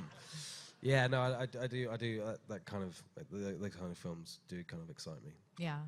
Thank you so much. Great question. Thank you, yeah. Thank you. Hi. Hi, Hi. I'm Ruthie from Maple Valley, Washington. What's your favorite line out of all of the Harry Potter movies? That's a hard one. It's a tricky one, yeah. I like bloody hell. We've covered. I think we've covered that. I don't know. So there was a line that never made it to the. It never made the cut because I could never do it with a straight face. And there was a scene. It was in the Gryffindor common room, and actually, it wasn't just my fault. I think Matt Lewis could never keep it straight. For some reason, people just lost it, and it was. I was threatening. I can't remember who it was. I think I was threatening Seamus. I was like, something about giving him a fistful of Weasley. And it's a great line. But yeah, it never made it. Never got it. That's awesome. Thank you so much. Hi. Hi, my name is Max. I'm from Seattle, and my question is, which one of your brothers in the movies is your least favorite, and then your favorite? Nice. Wait, do you mean the actors or the characters? The characters. Okay. Well, there's a little bit of a spoiler in there. Yeah. That's a good question. No one has ever asked me that. My least favorite. This is no disrespect to Chris Rankin, but it'd probably be Percy. Yeah, he's great, but if I had to pick my least favorite brother, it would be Percy. Thank you. And great question. Thank you. Hi. Hi. If you had to do a different character other than Ron, what would it be? If you had to play another character in the Harry Potter series. Yeah. Yeah, okay. Good question. What was that? A different Hermione. Yeah, I think I could have done something with Hermione character. Yeah, could have made it work. I don't know. Yeah, Neville's a good one. Or Malfoy. I'd quite like that. Yeah. Thank you. Hi. Hi. Hey, how you doing? Good. How are you, Rupert? Very good. Thanks again for coming to Seattle. This is amazing. Pleasure. I'm Alexandra. I'm from Lake Tapps. And my question is, J.K. Rowling has introduced a new world to us, fantastic beasts and where to find them. My question is, have you seen it, and what are your thoughts on it, without trying to give any spoilers if people here haven't seen it, but what do you think? How are you? Do you know what? I haven't seen it. Oh my gosh. I haven't seen it. I think because when I finished, I just find it hard to get back to that world. For me, I have a very different perspective on it, and I think I said with watching the play, The Cursed Child, it's quite close to the bone. I mean, I love it. and I've always been a huge fan of that world, and those characters mean so much to me. But don't know, for some reason I haven't got there yet. But I will. I am intrigued to see it, and I hear amazing things. It's amazing. It's huge, but it's it's not something I've seen yet. But I look forward to it. Thank you. Thank you. And I agree, it's totally amazing. You'll enjoy it when you're ready. I'm looking forward to it. Hi. Hi. So my friend Caitlin asked me to come up here and ask this question. What's your favorite book that you've read in the last couple of years? And then she also wanted to know if you had any celebrity hookups that were worth mentioning. Oh, wow. Okay, I wasn't expecting that. Where should I start? The book or the... Start with the book. Okay, so the book, I think I mentioned it, like Palahniuk. Rant is a really good book. I'm trying to... Okay, so celebrity hookup, I don't know. There's got to be one. Well, oh, and you want maybe. him to tell you? All of us. Come see me at the end. Thank you. Hi. Hi, Rupert. Hey, how you doing? Good. I'm Sophia. I'm from Kirkland, Washington. And I had to run up here from Stranger Things, so I'm so excited to be Oh, here. no way. Thank you for coming. Thank you for being here. Oh, thank you. My question was, I know you said that you saw a lot of yourself in Ron, but I was wondering what character trait Ron had that you most enjoyed being able to act. Okay. Oh yeah, there was a lot that I kind of liked about Ron, but also, as I say, we were kind of the same. It was like looking into a mirror, really. But to act, I loved all the kind of. I like playing kind of awkwardness, and kind of crossing that, walking that line of discomfort is always fun for me. So yeah, there was quite a bit of that. And kind of fear is a big part of Ron, I think, in the movies. And there's so much to him. He's a very complicated character, and I love the kind of different layers to him. And particularly in the last film, last 2 movies, Deathly Hallows, he's a tricky guy, and a lot of things going on. So yeah, that was fun for me. Thank you. Thank you. Hi. Hello. I'm Brady, and I'm Hey. from Portland, Oregon. Yeah. Thanks for the applause. And my question today is, during all of the movies, how many wands did you break? Ooh, that's a good one. That is a good one. It's not many. I think I broke 2. Personally, I've broke 3. No way. You beat me. You beat me on that. I broke one on purpose, so maybe that doesn't really. Not like. I think it was in the second movie when I smashed it against the steering wheel of the car. I've broken other things, but yeah, not only 2 wands. Thank you. Any bones? I've never ever broke a bone. Now you got to knock on wood. That's what we do when we say there's no something wood. that. Yeah. Well. Okay. That'd be an experience. Hi. Hi, my name is Laura. I'm from Bothell, Washington. First of all, thanks for being here. This is a huge come true dream for me and my friend here. But I wanted to ask you, after obviously doing the movies, what was like a really big dream come true you were able to accomplish? Outside of the films. Yes. Maybe what's on your life's bucket list or something. Aside from Sure. the ice cream truck. I had my tonsils removed, but that was something I could never do because the recovery was too long. I'd have to kind of miss a day of filming, so I had massive tonsils. I had to get them out. Oh, wow. They were really big. Yeah. So that was kind of one of the first things I did. Was have them removed, and now I'm good. Now, actually, they grew back. One of them grew back. Oh, really? Yeah, I don't want to go too much into the whole thing. I mean, I can honestly say I did not expect this answer from you. Yeah, I know. Yeah, it does. It was an ordeal. But I'm Sounds over like it. Thank you. Hi. Hi, I'm Allison from Puyallup, Washington, and I was wondering if they ever made like a movie for the cursed child. Would you play Ron? Yeah, I think I would. It would be fun, yeah. No, I would. I mean, I don't know if that'll ever happen, but yeah, I'm open to that, definitely. It's a character that I feel a bit of an authority on. But I mean, it's great. It's a great show. It's a great story. You know, yeah, no, it'd be cool. Thank you.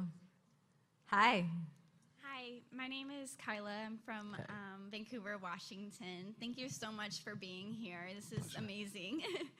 My question for you is, you grew up on the Harry Potter set, so did you have a cast member that was like a mentor in your life as not as Ron? Yeah, I don't know if there was like a. I spent a lot of time with James and Oliver. Yeah, probably not the best mentor. And I mean, we were so lucky. We were surrounded by amazing kind of actors and amazing people. The whole crew. We had the same core group throughout the whole movie, so it did become like a family. So yeah, you do pick up. You just learn just from being around, kind of osmosis. It was great. I mean, Mrs. Weasley, Julie Waters was really special to me. I did another movie with her as well, and thank you.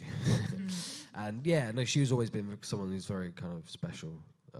But yeah, no, as I say, we were just so lucky to be surrounded by these amazing people, and yeah, I feel very grateful. Thank you. Yeah, it was amazing, like older cast in the film as well. You know what I mean? And just to be a young actor in that environment must have been. Yeah, well, I mean, at the beginning, I didn't really appreciate kind of who these people were. I had no idea. But yeah, I mean, it's incredible when you kind of list who we had. It was insane. Hi. Hello, I am Lily from Marysville, and I'm the kid who gave you that dragon Ron yesterday. Oh, yes. I love that. It was really cool. Yay. Very And good. I was wondering if you could relive any memory with the cast, what would you choose? Which I also asked Matthew this last year when he was here. Okay, what did he say? It was like something involving a dinner that no one remembered. Okay. Oh, that's quite a sad story. It was his best memory. Yeah, okay.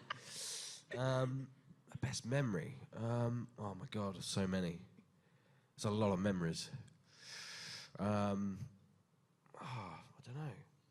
I think, do you know what, early on, with Matthew, it was me, Matt, and Dan. We were big wrestling fans back in the day when The Rock, he was still fighting. Yeah, it was good. And we all went on a trip to see a big wrestling match, and that was pretty cool. Oh, that's awesome. Yeah, we were kind of getting to know each other, and it was fun. But I mean, yeah, that's like, there's so many. Yeah. Thank you so much. Thank you. Hi. Hey. I'm Alex from Renton, which is a plethora of cities within driving distance from here. Internet-based question, but it's safe for work. There's a ton of photos. There are two different photos going around. One with one of them you're wearing a Brony T-shirt, and the other you're with Tara Strong. So I'm here to help.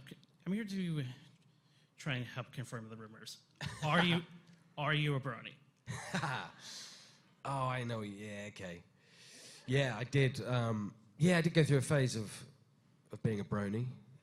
I'm proud to say that. Why not? Exactly. Yeah, that's good. Yeah, no, but I think it's a great show. What's not to love, right? And I remember the T-shirt you're talking about. Yeah, that was actually that was the last convention I was at. I think I wore that.